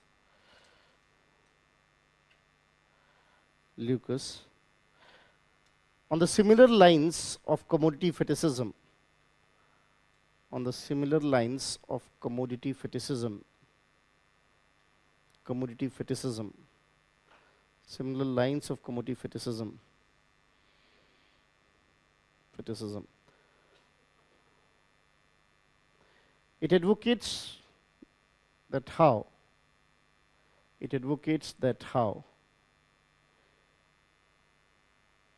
inanimate things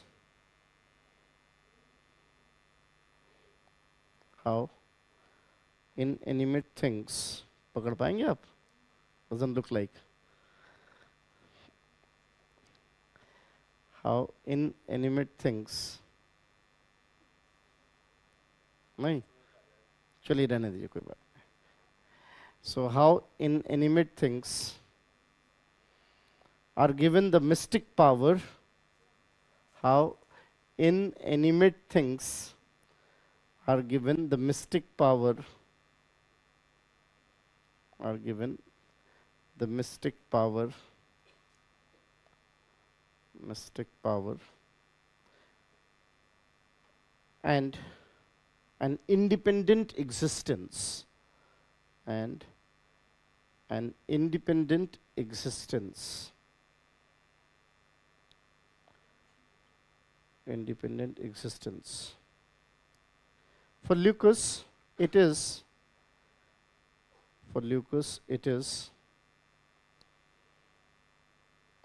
a general tendency of human nature. बात बात पे लोग खुदा बना देते हैं. This is what he's trying to say.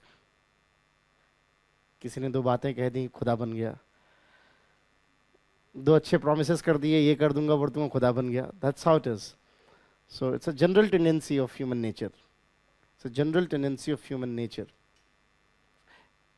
So he's saying कि reification is that process of converting inanimate things into mystical power, like fetishism, but it is a general tendency. और इसीलिए वो किसी न किसी चीज को खुदा बनाते रहेंगे. If you remember that movie, Oh My God, आप इनसे इनका भगवान छीन लो, आपको भगवान बना देंगे. So this is a general human behavior is what is the key point why he calling it reification. कि we always want something to bank upon, something to project upon. That's how we got this idea. वैसे अभी तक पूछा कभी नहीं है, लेकिन at least you should be aware of कि reification or the use of reification in the Marxist notion. तो आपको पता है कि किसकी बात करनी? Commodity fetishism की, and the same idea of commodity fetishism and alienation. Exactly. I told you na in the on the day one ki we all need social security. इसलिए ये होता है कि we always want something which we want to bank upon. वो एक reason है कि हम किसी ना किसी चीज को हमेशा मिस्टिक पावर देते रहेंगे. It could be anything. It could be money, it could be stone, it could be a book, it could be a line, it could be a number. It doesn't matter what it is. It could be a shirt, it could be a ring, whatever it is, but you will be giving some or the other kind of mystic power to the things. So this is how we got when we talk about this idea of alienation, commodity fetishism. Now next thing is class struggle. थोड़ा सुन लेते हैं फटाफट. इसमें कुछ बताने वाला बहुत नहीं, लगभग सारी बातें हो चुकी, but I'm just clubbing at one place. When Marx is saying class or class struggle, there are three famous quotes that you should know. One is, all history of human existence hitherto is the history of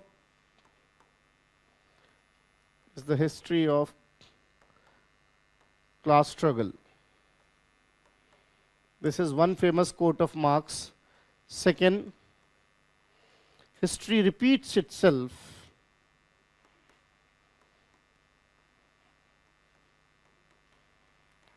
first as tragedy and then as a farce.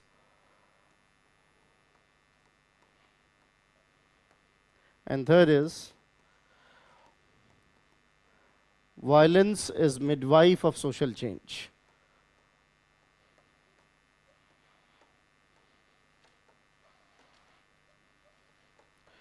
Violence is midwife of social change. एक आध बार ऐसा भी हुआ कि they had given just the statement and then comment upon it or something like as if they're asking the same thing, class struggle. पहले समझ लेते हैं, we'll write, don't worry. When Marx is saying class, he says all the history hitherto means so far, whatever the history hitherto of the existing societies are, history of class struggle. So what exactly he is trying to say? What is class? When Marx is saying class, look at the board, and this clarity is needed.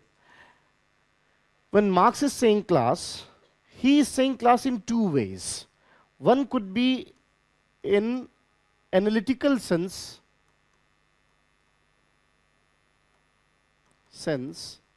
and one could be in descriptive sense.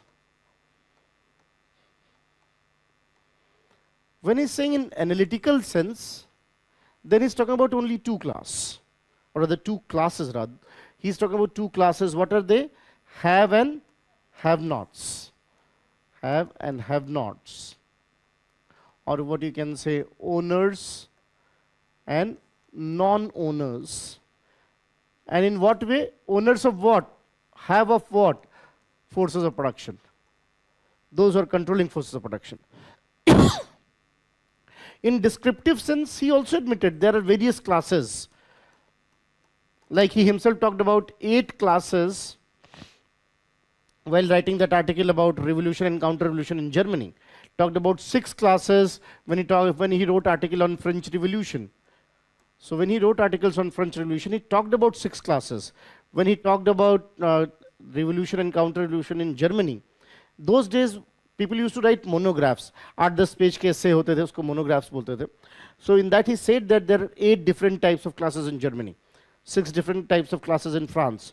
So the way we can explain that there is one peasantry class, one this class, that class, and so. So in descriptive sense, he also admitted. Why? Because some people say कि Marx का class सिर्फ analytical है. ऐसा नहीं है. He talked about both the descriptive and analytical, but he confined where? At analytical sense, where there are 2 classes, those who are owners and those who are non-owners, irrespective of whatever their positions are. Like I'm also non-owner, that rickshaw outside is also non-owner. So we both belong to one class. हम एक ही class है and we are laborers, full stop. And owners, those who are controlling forces of production.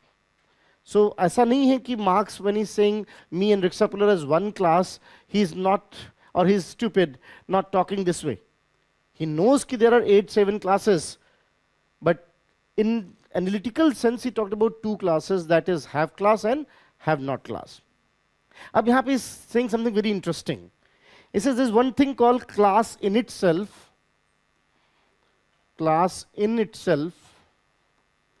and class for itself. Class in itself and class for itself. This transformation is the reason of conflict. Whenever there is transformation, the class struggle will happen. Now, what is class in itself? When they are one class, or class kahenge kise?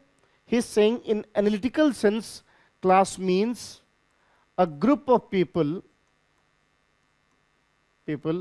having similar interest. I'm not saying same.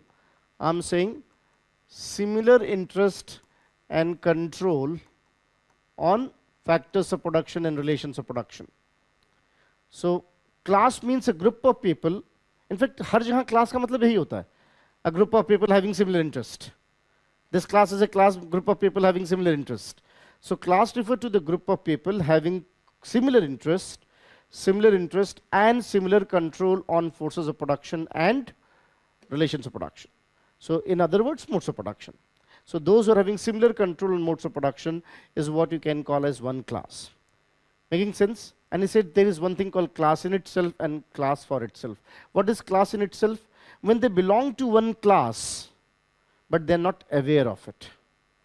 उन्हें पता नहीं कि वो एक class के हैं. And what is class for itself?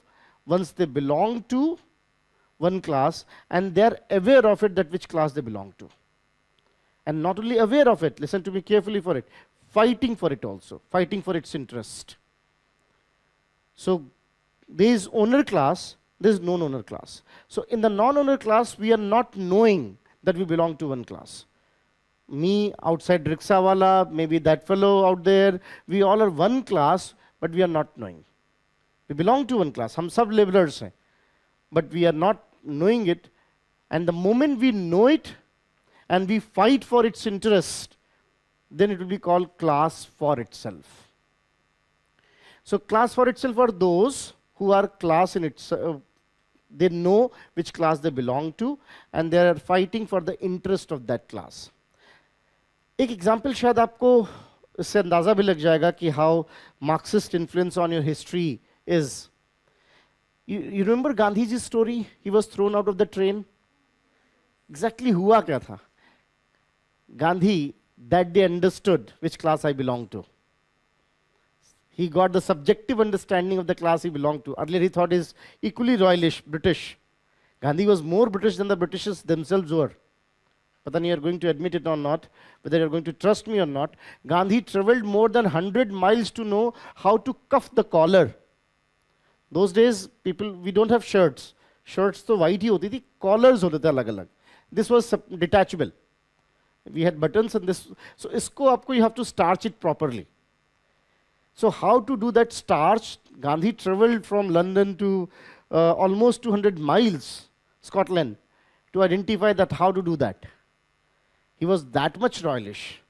But when that day he was thrown out of the train, despite the first class ticket, he got what is called class for itself. That which class I belong to actually. And started fighting for its interest. So very good. That's why that incident is important in your history books.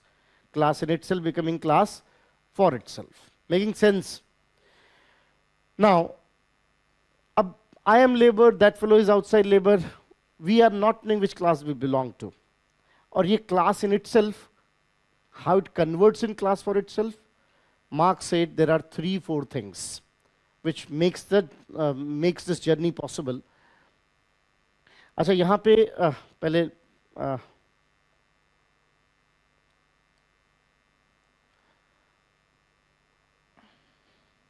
so this class in itself is becoming class for itself, in that the first stage is what he call as pauperization. Pauperization. Pauper is to be poor. Pauper means to be poor. Harder you work, poorer you get. So pauperization is that situation where laborers are getting poorer. Let's take that example. I have given that example earlier also. Let's say I'm making shoes. Anyone, Mr. A, is capitalist making shoes of 500 rupees. Raw material is 50 rupees. His labor cost is 50 rupees. And profit is, let's say, 400 rupees. 400 rupees. Listen to me carefully. How much profit owner is getting? 400 rupees. How much profit I am getting? How much money I am getting? 50 rupees. How much is the difference? 350. 350. And if I think ye one pair of shoes pe hai. If I think I will work hard, I'll get even more. I'll get even more. So let's say if there are 10 shoes, how much will be the difference? If there are 100 shoes, how much will be the difference? If there are 1,000 shoes, how much will be the difference? And so on and so forth. Harder I work, poorer I get. और जितना ये gap बढ़ता जाएगा, उतना this fellow will be more in the position to control resources. I will be easily replaceable. Gap बढ़ता जाता है. This is called pauperization. Because it doesn't matter how much of money I have in my pocket. What is important is कि उससे how many things I can buy. What you call purchasing power. How much money I am having in pocket is not important. What is my purchasing power? And as you know that these fellows are controlling a lot of resources, they are the one who determine the price, they are the one who are controlling everything.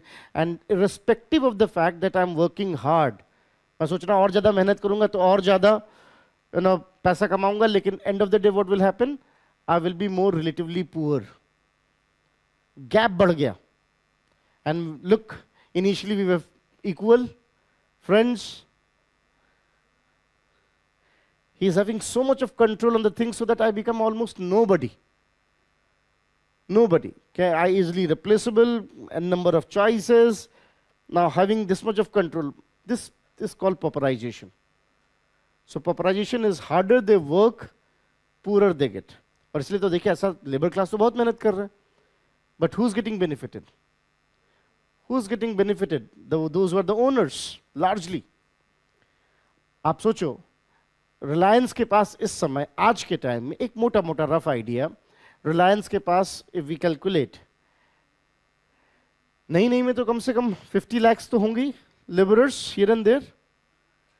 50 lakhs laborer, अगर रिलायंस को रोज 1,000 रुपए भी कमा के दे रहे होंगे, तो हर दिन how much of gap created? And with this, what he will think? Let's give more to the laborers. No. Let's replace this. If better a technology, जो 24 घंटे काम करे, इनके tantrums कौन उठाए? Better a technology. Even better robots could be there and funding more and these kind of things. और उस पे भी मन नहीं भरा. Taking that even 50 rupees from the back channel, their brands, their things and so. So harder they work, poorer they get. This is called pauperization. Look, as this is going on, यहाँ के लोगों की फिर position लगभग एक जैसी होनी शुरू होती है धीरे धीरे. It will take time अभी. तो first stage is pauperization. Making sense? So harder they work, poorer they get. जितना ज़्यादा मेहनत करेंगे, so whatever it is, whatever the equation is, so per product, if the difference is 100 rupees, multiplied by number of product will be the difference. And laborers, more they are working, more poorer they are getting. So poorer they are getting. This way we are having this idea of pauperization. The gap is visible there. One thing. Second is what is called immiseration. Or you can say law of miseries. What is immiseration? As I'm getting poorer, gradually what is happening? My resources, my potentials, my channels, my, you can say, various options, they are also getting. So what is law of misery? Law of misery says that irrespective of whatever I'm doing, end of the day, I'm the loser. End of the day, I'm the loser, irrespective of whatever I'm doing. So what they are doing, Immiseration is that idea, that process where gradually my situation is getting more precarious and deteriorated. जितना मैं मेहनत करता जा रहा हूं उतना क्या हो रहा है? There is a cost of it. There is a cost of it. So, in fact, if you see that what is happening around us, our social life, our cultural life, our other kind of things, they all are getting compromised. So, if you see that when I'm here in cities, obviously the villages are paying the cost. So, immiseration is that situation where, despite working hard, their life situation, life conditions, and potentials are getting impoverished. Impoverished बोलते मतलब खराब होने को, getting impoverished, getting more precarious.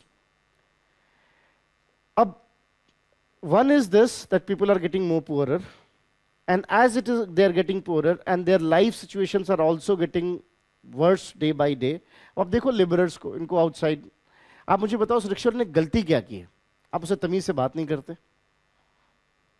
Have you ever thought this? वो रिक्शे वाले की गलती क्या है? सारा गुस्सा उसी पे निकालते हो. यही लोग so called keep the change वाले, इनको if they go in restaurant keep the change, and here 10 रुपए ऑटो वाला एक्स्ट्रा मांग ले तो लगता है कि उससे बड़ा तो क्रिमिनल कोई है ही नहीं. I am not justifying anything, I am just giving example. आप मुझे बताओ उस रिक्शे वाले ने गलती क्या कि आप उसे गाली दे के बात करते हो? आप सोचो, if I am the one, काम तो करना पड़ेगा, मजबूरी है. Isn't my situation, my life conditions are getting, or I'm not, what do you think? Am I not living in miseries then? आप गाली दे रहे हो, उससे सोच के देखो आपकी उसकी गलती क्या है? I don't know whether you're aware of this. I think barely a week ago, or maybe less than a week, that fellow in the black Thar killed that rickshaw wala because his rickshaw just touched the Thar. He took the gun out and killed that fellow. So, ek to वैसे ही you are having Thar and then maybe inebriated and drunk. You could not see that thing also. I'm sure you're aware of this condition. It just happened a few days back. Just to show somebody sitting next to him, he killed the fellow. And what happened? That is interesting to follow. Nothing. Nothing. What was the fault of that fellow? What was the fault of that fellow? आप मुझे बताओ, God forbid, if I'm not a good teacher, who says that you have a token to insult me? From where you got this token? That you can insult me because you're paying. Grow up. That's immiseration, that you're reducing my quality of life too. And you know why you do so? Because that satisfies your superiority. क्यों गाली दे रहे हो उस rickshaw वाले को? I'm asking you. Why you can't? I am calling him sir, and I see that how people treat me then. If that restaurant, if that bearer is coming, if that fellow is coming, he's calling me sir, what do you want? I say, sir, bring this. How people behave, वैसा देखते हैं मैंने उनकी kidney मांग ली. If he's calling me sir, why I cannot call him sir? And when I'm doing so, I mean it. Because I know we belong to one class, boss. Both of us are laborer. So, but then, no. So this way, yes, and they all, हम सब, आप सोच के देखो कभी, why you are not behaving them this way or not behaving properly? Isn't it something creating miseries? अच्छा, ऐसा नहीं है कि वो just out of chance है. It's a part of the plan. Because अगर मेरे पास अच्छे कपड़े नहीं हैं और मेरी रिस्पेक्ट नहीं होती और बगल में आपके अच्छे कपड़े से रिस्पेक्ट होती है, I will have urge for it and that serves their purpose. So don't think it is just out of coincidence. It's part of the plan. So pauperization, then immiseration, that is your miseries are increasing.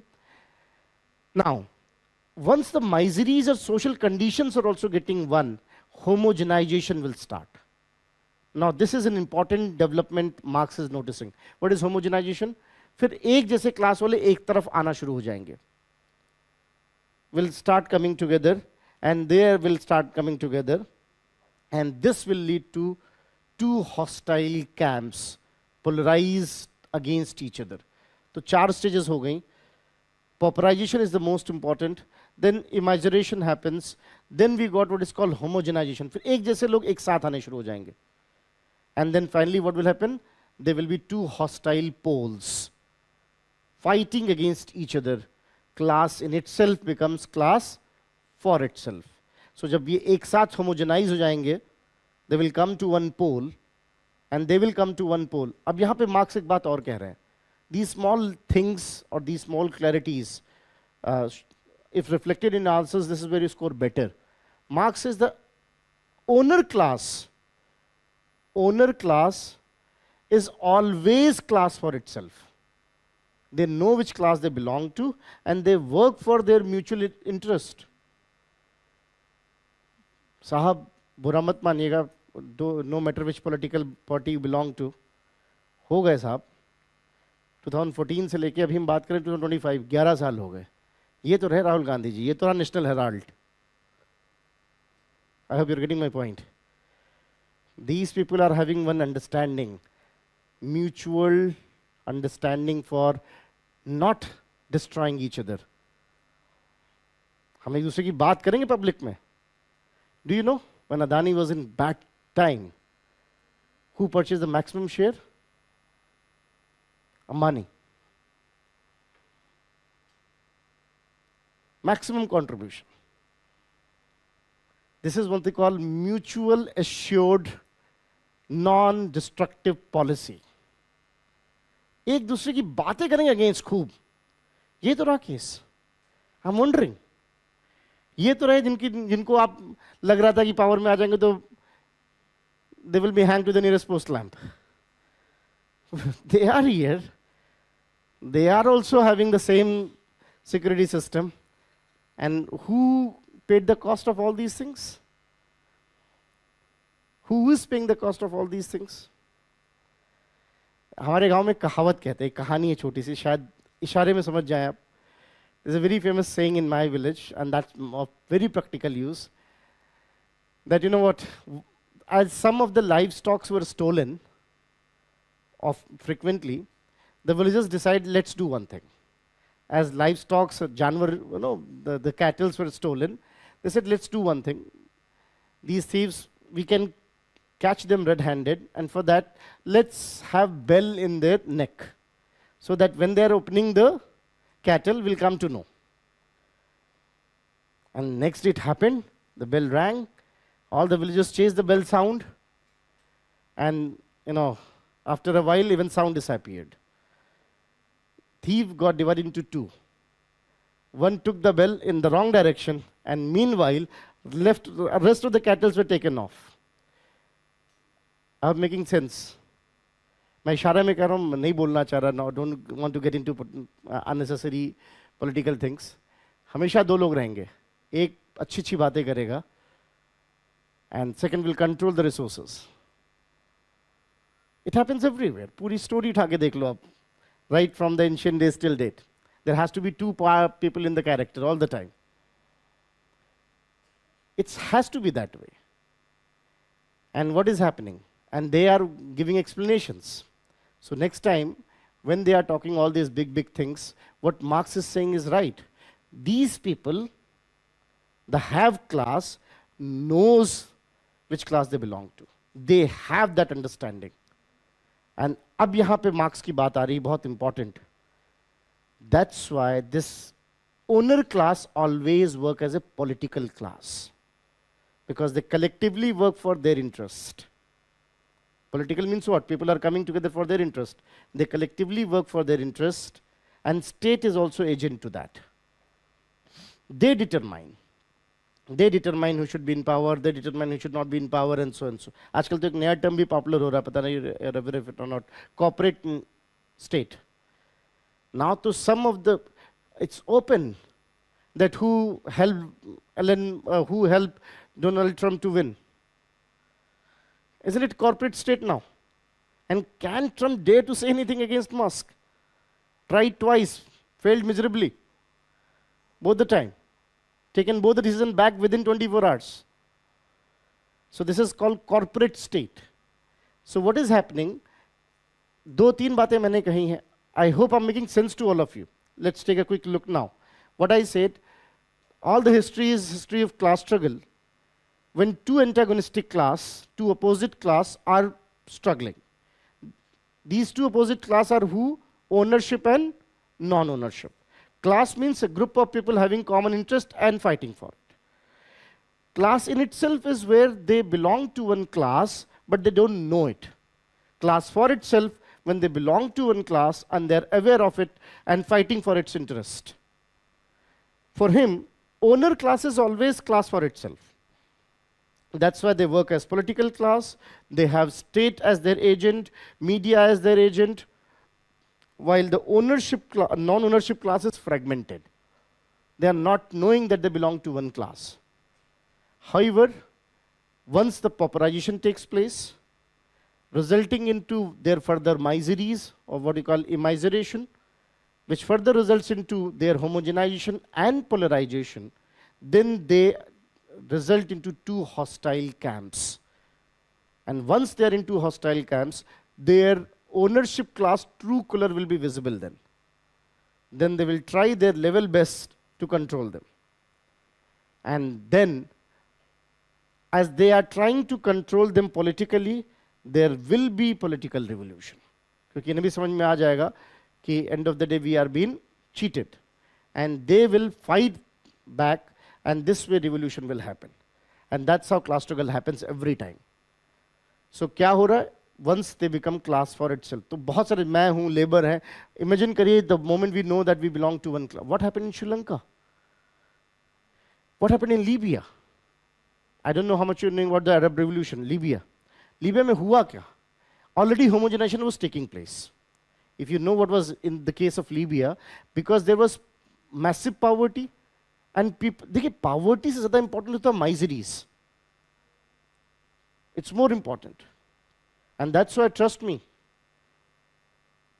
आप अपने driver को कम payment देते हो चलेगा, उसको गाली दे दी, दुश्मन बना लिया. सबका रूट पता है, knows everything. That's why it's not just the economic interest. Understand this point also. So when it comes to this idea, when there are miseries, when the people are feeling continuous, that's why I said alienation when it's heavy. When there are miseries, people are angry, unhappy, what will happen? The homogenization start. ऐसे ही कुछ Libya में चल रहा था. People were getting poorer. They were unhappy with the things, the way things were happening, not having food. अब imagine करो उस father को जो लाइन में खड़ा रहा almost 48 hours and उसको खाना नहीं मिला, so that the can provide food for the kid. तो father साहब प्रेसिडेंट का हाउस क्या है? कहते तो मार्स भी चढ़ा जाता हो. तो श्रीलंका के प्रेसिडेंट हाउस पे चढ़ गया तो कोई बहुत बड़ी बात नहीं हुई. It was not the poverty which was the root cause. It was the misery which was the root cause. Comes the civil society giving the false hope.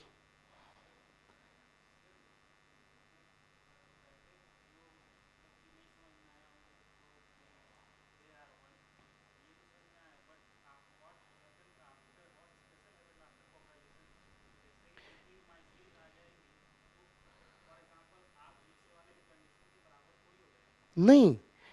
If I feel the same humiliation, then we can be together.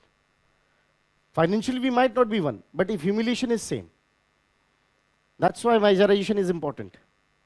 If Gandhi के साथ गांधी भी किसी दूसरे Indian के जैसे नहीं हो गए थे. अच्छा, this is interesting if you want to know, because this question might be answered that way.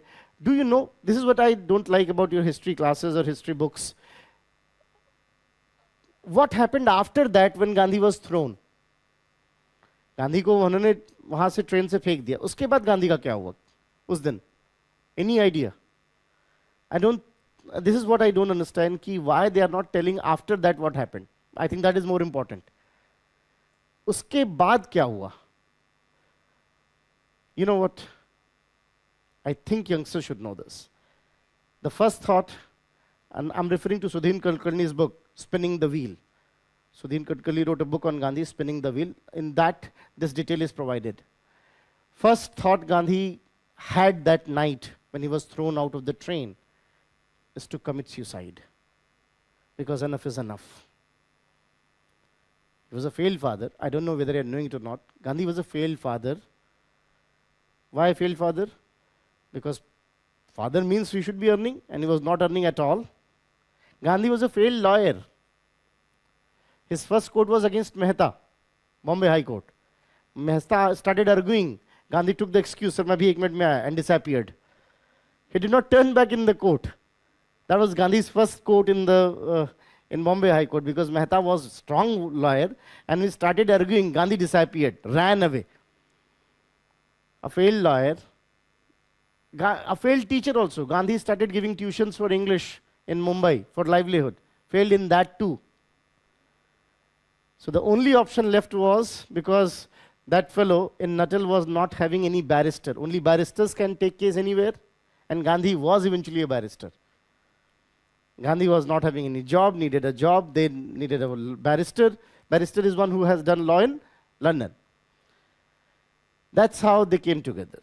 And then he got the first class ticket. He thought at least some grace is there now for life, and was thrown. So the first thought natural was to commit suicide. The second thought was, I'll sue this man in the court, that TT. Wherever he is, I'll sue that fellow in the court. My rights are being violated. And the third is, why it is so? Why we are in this pathetic condition?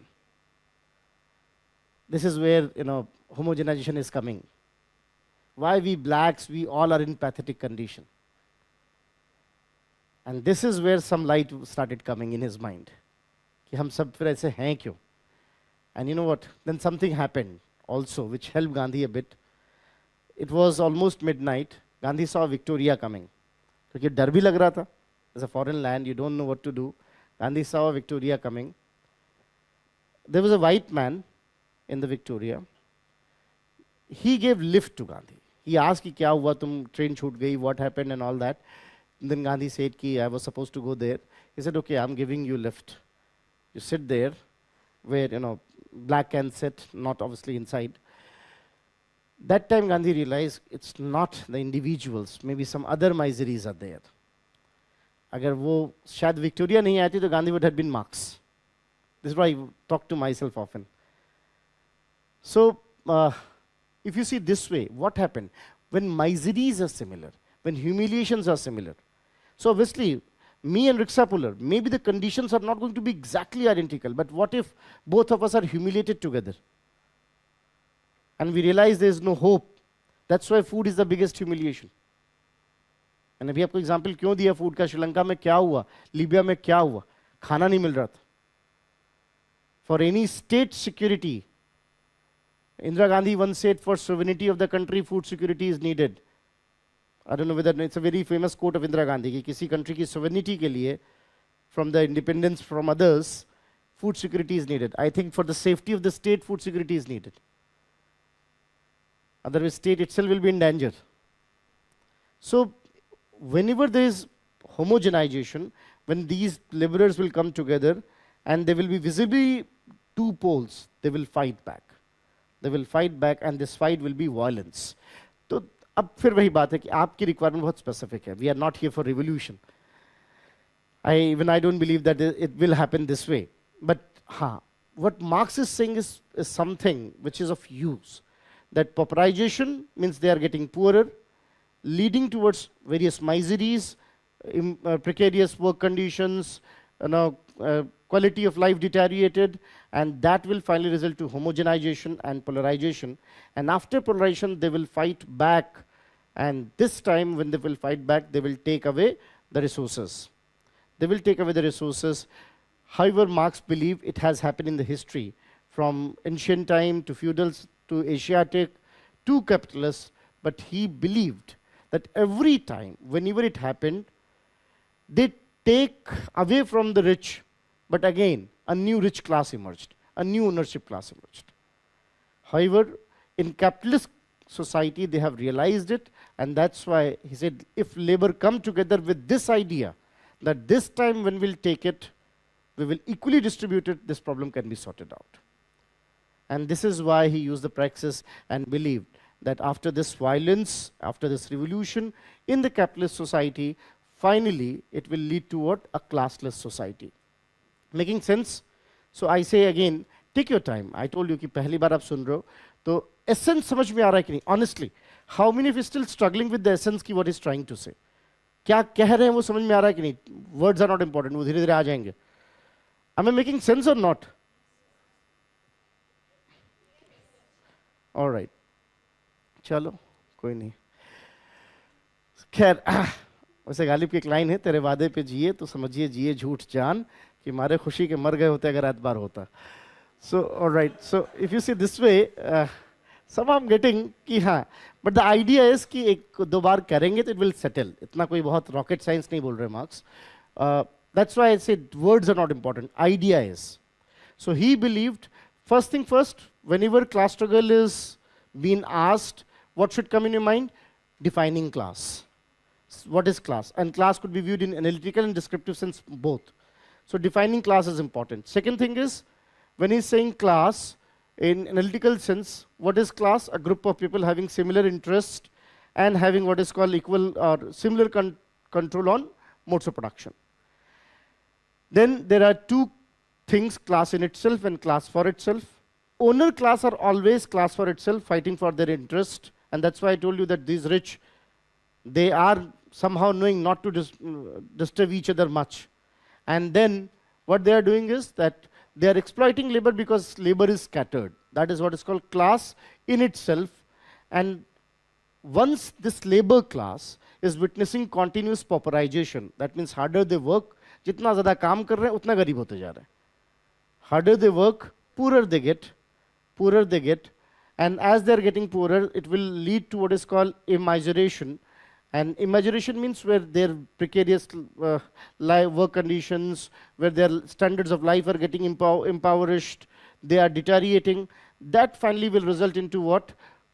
Homogenization among them, and then polarization. And once there are two hostile camps against each other,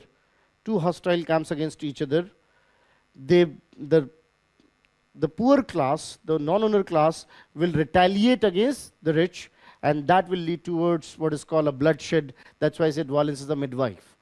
And after that, a new kind of society will emerge, a new kind of modes of production. So he's saying why modes of production are changing and how they are changing. So this is how he's talked about these four stages. So class for itself, here is the question key. He's using a phrase also. Class in itself is becoming class for itself through what? Through subjective perception of the objective reality. Abhi thoda sa, he's using Frenchy word. That means whatever their miseries are, they get aware of it, that who's responsible for it. इसलिए जिम्मेदार कौन है? So who's responsible? हमें लग रहा था कि हम responsible हैं. The moment I come to no, it was not me. It was their fault. It was their fault. आप मुझे मेरे ऊपर क्वेश्चन उठा रहे थे बार बार, और मुझे लग भी रहा था कि I am responsible. With the help of religion, with the help of false consciousness, I am responsible. मुझसे क्या कहा गया? बहुत डिसिप्लिन रहना, ईमानदारी से काम करना, and all these kind of things. और उनके लिए क्या? ईमानदारी से काम करवाना. That's what the point is. So what is happening? Religion and all these kind of things, they create false consciousness. Females को क्या बताया गया? You are dependent on males. ये नहीं बताया कि you give birth to the males. With due respect, and let's agree to disagree on certain things. मुझे आज भी एक सवाल का जवाब नहीं मिला, despite the fact that I asked this question to many theologists and gurus. I had been very practicing Hindu, proudly. Then even I'm saying, just to be on safer side. मुझे आज तक समझ में नहीं आया. In my epic of Ramcharitmanas is our holy book, रोज पढ़ते हैं हम लोग. सुंदरकांड का आधा हिस्सा मुझे रटा हुआ है, वो आदत बनी हुई है. मुझे आज तक एक सवाल का जवाब नहीं मिला. I have been told in my stories कि mother Sita, she took the that bow, isn't it, and kept it aside in her childhood with the left hand. Wasn't she very powerful then to defeat Ravan herself?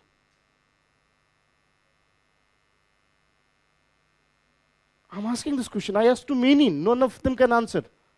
I'm asking to you also, if she could do in childhood that which Raman even cannot break, cannot even pick, and she did it like just a kid playing, wasn't she way more powerful?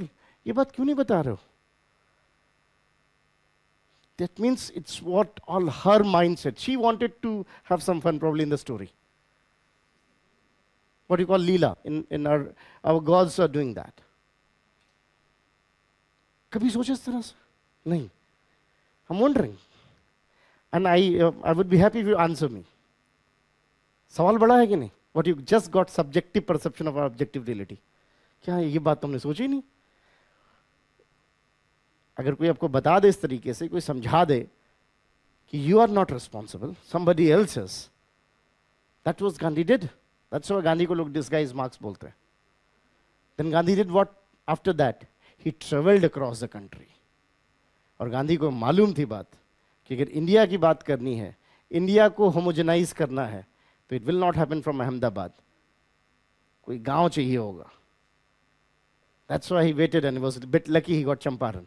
Bit lucky also he got Champaran. Now, he have not started his political movement in Delhi. He knew it, कि homogenization कैसे आना है. He knew it and he applied it. Subjective perception of the objective miseries. That's how. अब marks ने तो ऐसा नहीं लिखा, but later on people have added that way also. आपको हरलोम्बस में मिल जाएगा, रिट्जर में मिल जाएगा, but that is later on. कि this homogenization and polarization is often led by obviously some of the other leadership. We need someone who can take them further. So this way, but again, I hope I'm not hurting anyone's religious sentiment by saying that. But this question is bigger. I really asked sometime, and I don't know whether my question is genuine or not. मुझे आज तक इस सवाल का जवाब नहीं मिला कि तो for me तो she is the main architect of the entire story. Not others. Others are side players. They are the heroes, and everyone. They are side players. She is the chief architect. She wanted it there that way probably. That's why she has not displayed her power. If I have power, it's my choice whether to display or not to display. Isn't it? She have not displayed. That shows she is the chief architect of the entire story. Might be wanted to give some kind of consolation prizes to males, or that kind of thing. और ऐसा भी हो सकता है कि original story कुछ और रही हो, बाद में चेंज कर दी गई. Who knows? एक लूपहोल रह गया हो. Who knows?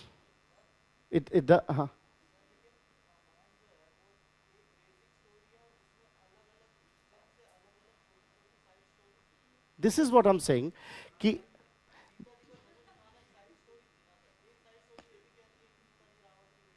all right, I agree.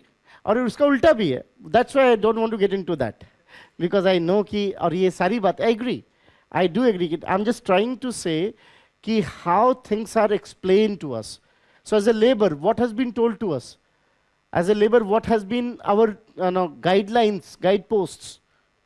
Don't you think each and everything? I agree. अभी तो यहाँ तो आप इतनी बात, अभी तो कम्बन रामायण की बात ही नहीं हुई. उससे भी बड़ी चीज़ है. Those one from south might be knowing what is called Kamban Ramayan. मैं वो सब नहीं बोल रहा. I don't want.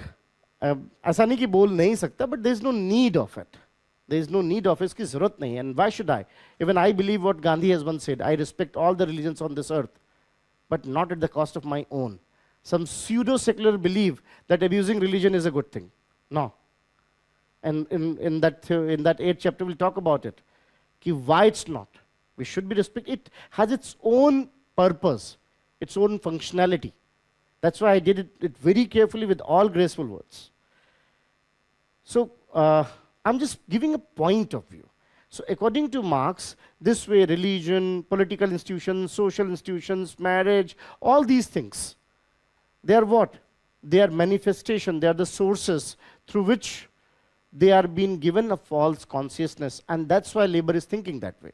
But once they got the true consciousness, subjective perception of the objective reality, it manifests.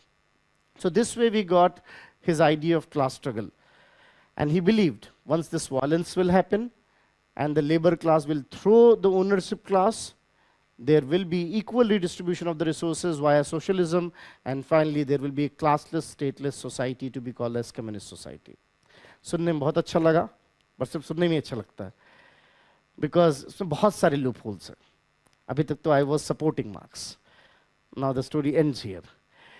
So there are several loopholes into these things. A, it's excessive generalization. Itself is excessive generalization. And you know what? Interestingly, in Marx's own time, instead of society getting into two poles, the middle class was emerging. Instead of society getting into two poles of what is called all the owners coming at one side and non-owners coming at one side and having what is called the so-called Holy Crusade, actually society was getting four-folded and the middle class was emerging. That's why they're called middle class, because they're between the ownership and non-ownership. They are emerging. And Marx was overlooking it. It seems he started romanticizing his story. आपके सामने दिख रहा है कि there are emerging middle class, they are managers, white collars, these kind of people, but you know, you are almost neglecting that thing. And this criticism was given by Weber. Weber says कि in Marx's own time, what was happening is that we had what is called big bourgeoisies, and then we have what is called non-bourgeoisies or proletariats. In between, there are white collars. They are not owners, but they behave like owners, like managers and all. White collars, and then there are petty bourgeoisies. Petty means small. Petty bourgeoisies, like that shopkeeper outside. He's working there and is owner also. And this middle class is emerging,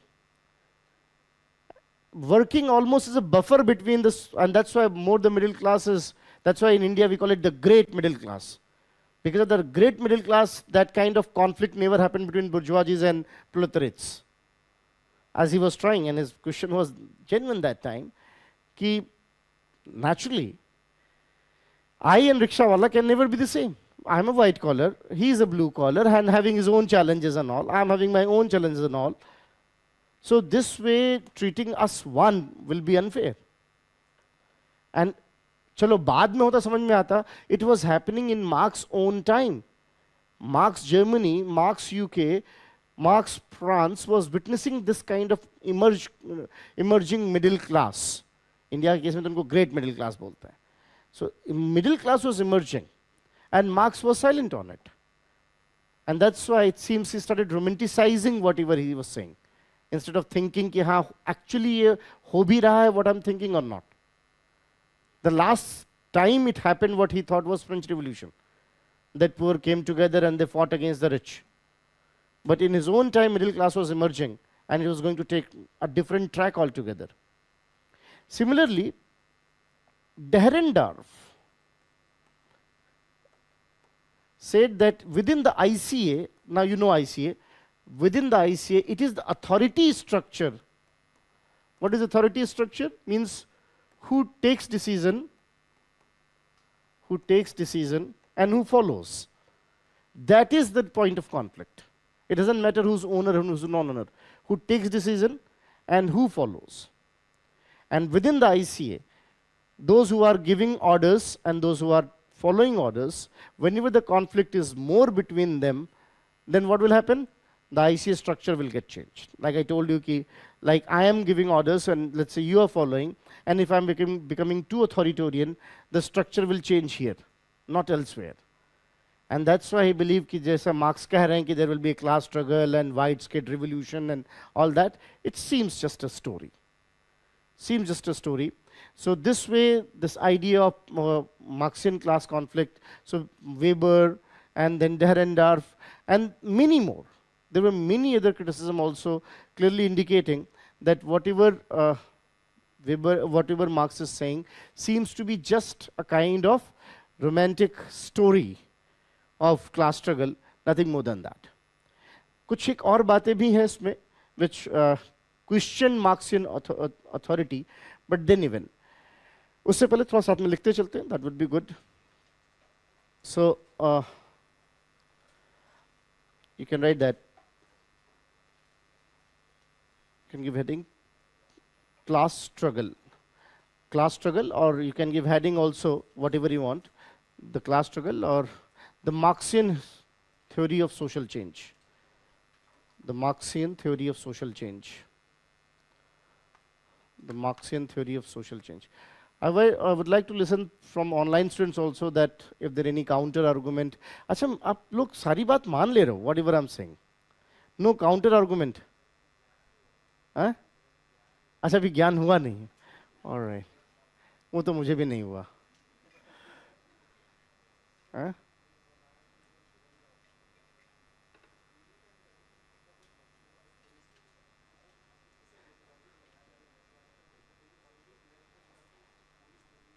Exactly, that's what I'm saying. Ki, and you know what?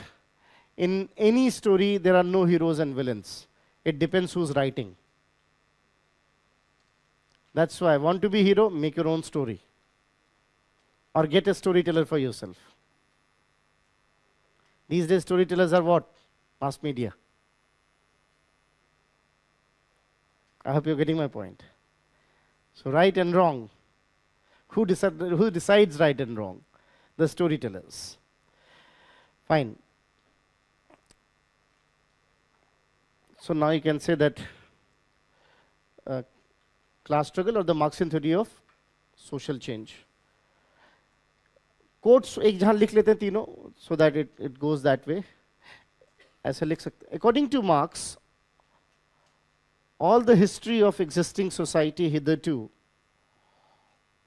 all the history of existing society hitherto is the history of all the history of human existence hitherto is the history of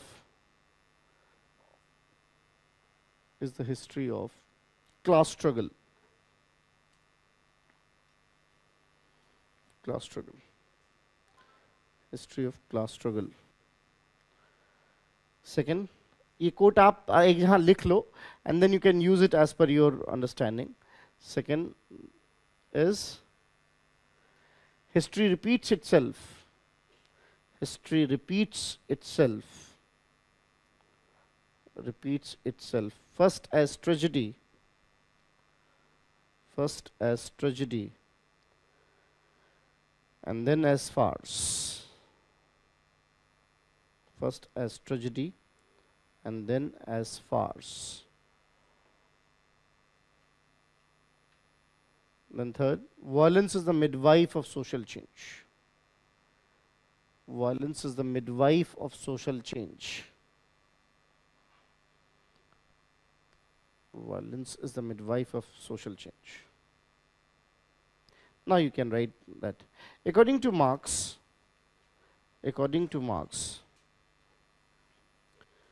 society changes from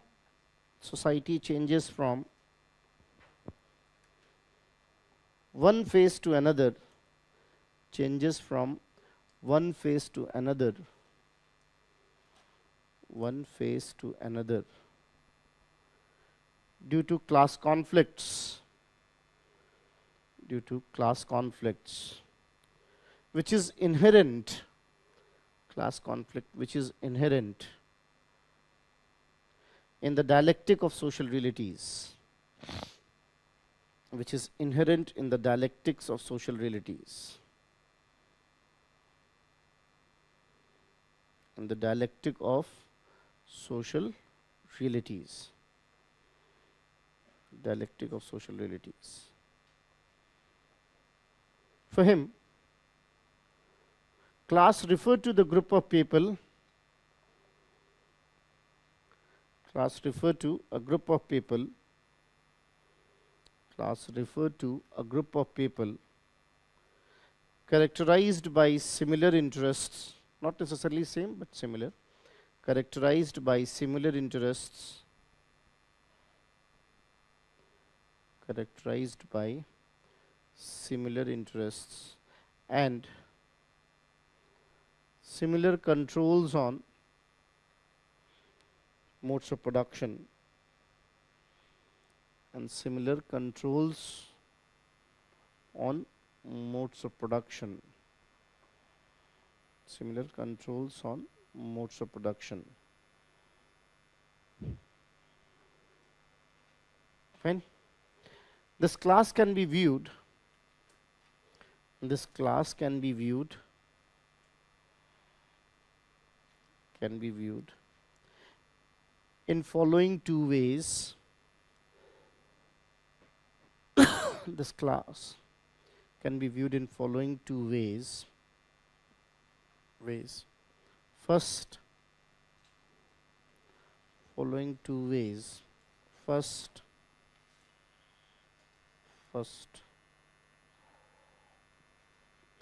in descriptive sense, and second in analytical sense. In descriptive sense and in analytical sense. So there are a few questions. एक बार भी उसको जरा देख लेते हैं कि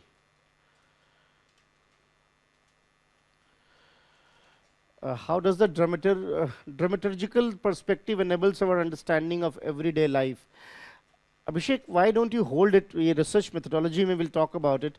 Dramaturgy is a school in sociological perspective which says, you know that famous line of Shakespeare, life is a drama, you're playing that, and so we all are playing our roles. We all are playing our roles, and these roles are determined by our statuses. And our roles and statuses are having expected behavior, but we don't behave exactly in the same way. We behave the way we understand the situation. That's why people behave in two ways. Some people have what is called role embracement, and some people have tongue-in-cheek phenomena. जैसे दोनों लोग एक ही काम कर रहे हैं, मैं कहूँ देखो भाई मैं पढ़ा रहा हूँ, मुझे इतना ही पता है, और आप बाकी मेहनत करोगे तो आप you can get selected, और कोई कहे कह रहे मैं जो इतना बता रहा हूँ उतना काफ़ी है, इतने में तो you will top the examination. One is called role embracement, when you are accepting your role in true sense.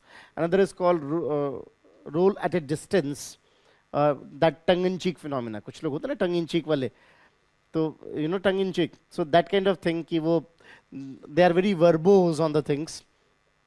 So बहुत सारे लोग अरे भाई साहब मैं तो गरीब आदमी है, वो भी वही बोलना चाहते वो भी है कि आप जानो कि अमीर है. They want that acceptance. No, so that is what the point is. But उनके कहने का तरीका वैसा हो सकता है. So this way, both of them, this is how we behave.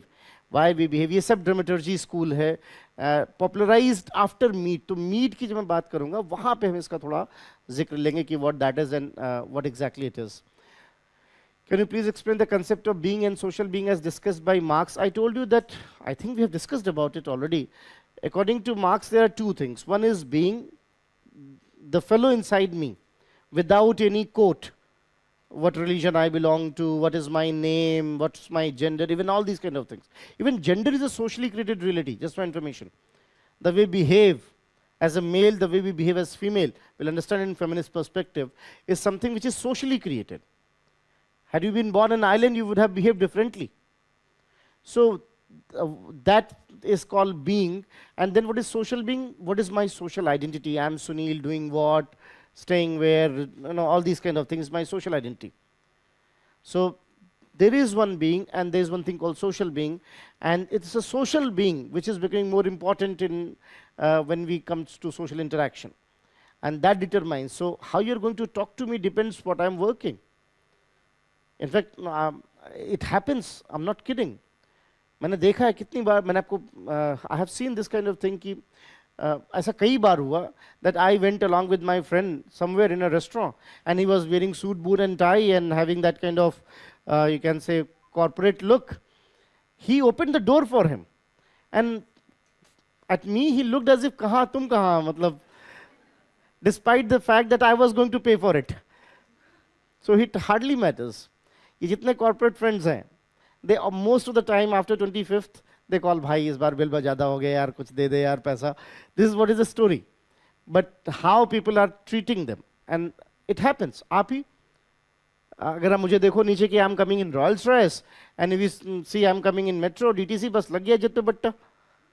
Whether you say नहीं सर फर्क नहीं पड़ता, it does, and I'm aware of it. It does.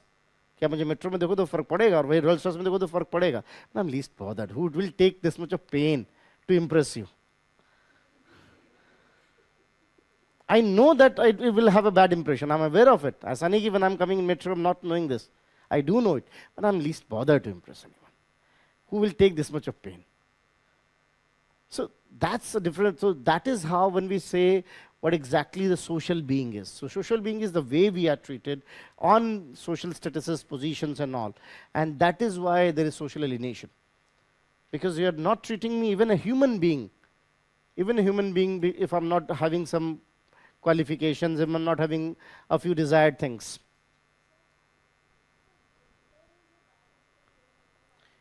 Male and female is a biological thing. Masculine and feminine is a gender thing.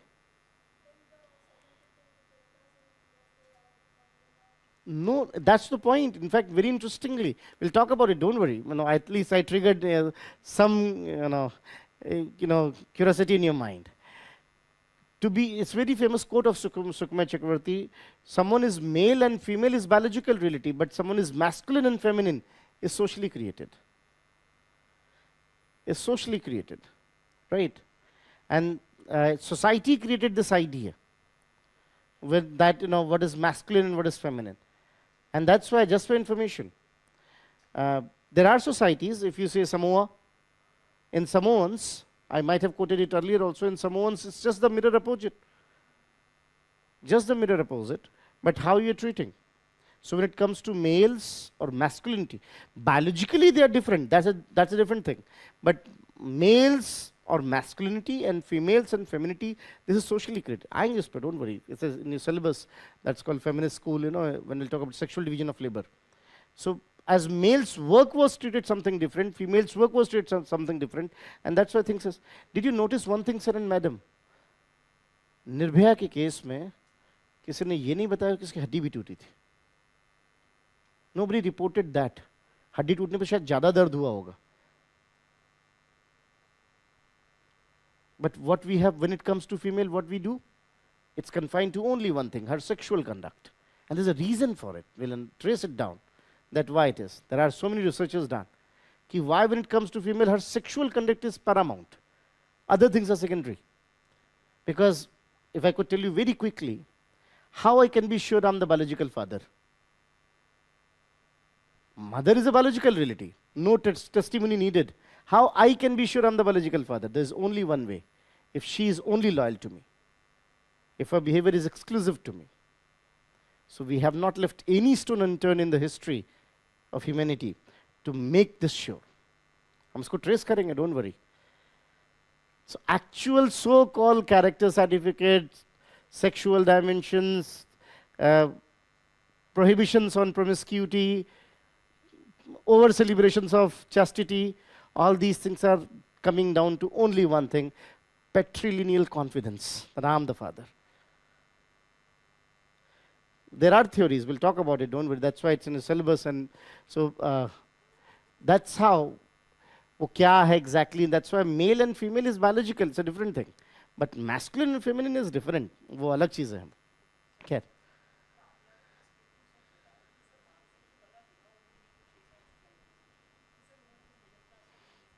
That's what's surprising. That's why I said he started romanticizing. कई बार अपने ख्याल में इतने खो जाते हैं कि आप वहाँ हो पता ही नहीं चल रहा. So he was too much engaged into his theories and explanations. He could not see this, that what is happening around. हालांकि those who defend Marx, they say कि Marx was saying that this intermediate class sooner or later will diffuse to their corresponding classes. Polarization में उसका जिक्र एक जगह है. अगर आप थोड़ा सा क्रिटिकल पॉलिटिकल इकोनॉमी पढ़ोगे, उतना दूर खैर आप लोग को नहीं जाना है, लेकिन वहाँ पे आपको इसका जिक्र मिलेगा एक जहाँ. He said that rest of the classes, that means he's referring to intermediate classes. He said rest of the classes will go to their corresponding places. Either they will go to the ownership class or they will come down to non-ownership class, depending upon. So ऐसा नहीं कि उन्होंने जिक्र नहीं किया, लेकिन he was looking it still that way, that intermediate class will shrink, which on the contrary was increasing. That is what the criticism is. Now, we can write that, what you've written? Descriptive sense and analytical sense. हाँ sir. Pauperization का मतलब गरीब होना, और imagination का मतलब जब आप उस गरीबी की वजह से आपकी लाइफ सिचुएशन खराब होने लगे. आपको ज़्यादा सोशल ह्यूमिलिएशन महसूस हो रहा हो, you are not feeling what is called that your existence is of any worth, वो सारी चीज़ें जब आपकी मेटेरियल कंडीशंस खराब होने लगे, गरीब होना अलग चीज़ होती है, लेकिन गरीब होने का एहसास होना अलग चीज़ होती है। गरीबी तब और खतरनाक हो जाती है उसका एहसास होने लगे, because others are getting richer, because your life is getting deteriorated day by day. That is something which he called as immagination. We're लिखेंगे इसको, don't worry. So, क्या लिखा? In descriptive sense and in analytical sense. In descriptive sense, in descriptive sense, in descriptive sense, it referred to various classes. It referred to various classes on their life chances, various classes on their life chances, and he himself quoted, life chances means the quality of life you are going to have, life chances, and he himself quoted existence of 6 different classes during French Revolution,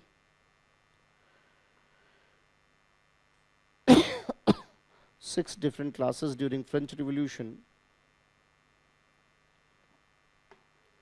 and 6 French में 8 Germany में, 6 different classes during French Revolution and 8 classes during revolution and counter revolutions in Germany, during sorry, revolutions and counter revolutions in Germany, during revolutions and counter revolutions in Germany.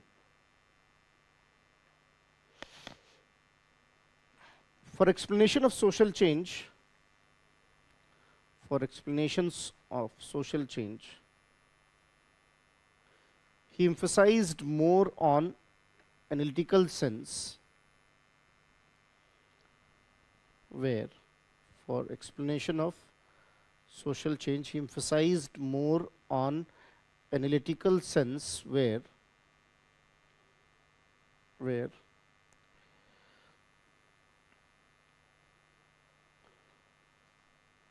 he divided them into 2 classes of have and have nots. He divided them into 2 classes of have and have nots. 2 classes of have and have nots. Have and have nots. Or owners and non-owners. Owners and non-owners. Having antagonistic interests. Antagonistic, you understand? Opposite to each other. Having antagonistic interests. Fine. Now you can give heading class in itself and class for itself. Class in itself and class for itself. And as the time of class is over, we'll do this class in the next class. So class in itself and class for itself. So tomorrow it will take, let's say, half an hour to write this part, that what he said, so that we are done with the marks. Again, थोड़ी सी बात मैं इस पे भी करूँगा कि Marxism and its relevance in 21st century, because now they're asking question having that tone, कि where is Marxism in 21st century, its flip side and so, whether it's completely relevant or, because Harari recently wrote a book also on this, that Marxism, the way romanticism of Marxism is gone, is something which has made capitalism even more cruel. तो वो क्या है exactly, क्या चीज़ें हैं, that we'll do tomorrow, and most likely we'll start about Emile Durkheim as a next thinker. But please, before we call it a day, I request you कि थोड़ा घर जाके questions देख लीजिए. अब आपको सारे questions marks के समझ में आने चाहिए, and you should have a framework कि how to answer this. फिर भी क्या है उसमें और क्या बातें हैं, that will do tomorrow. Thank you, and hope the class was productive for you.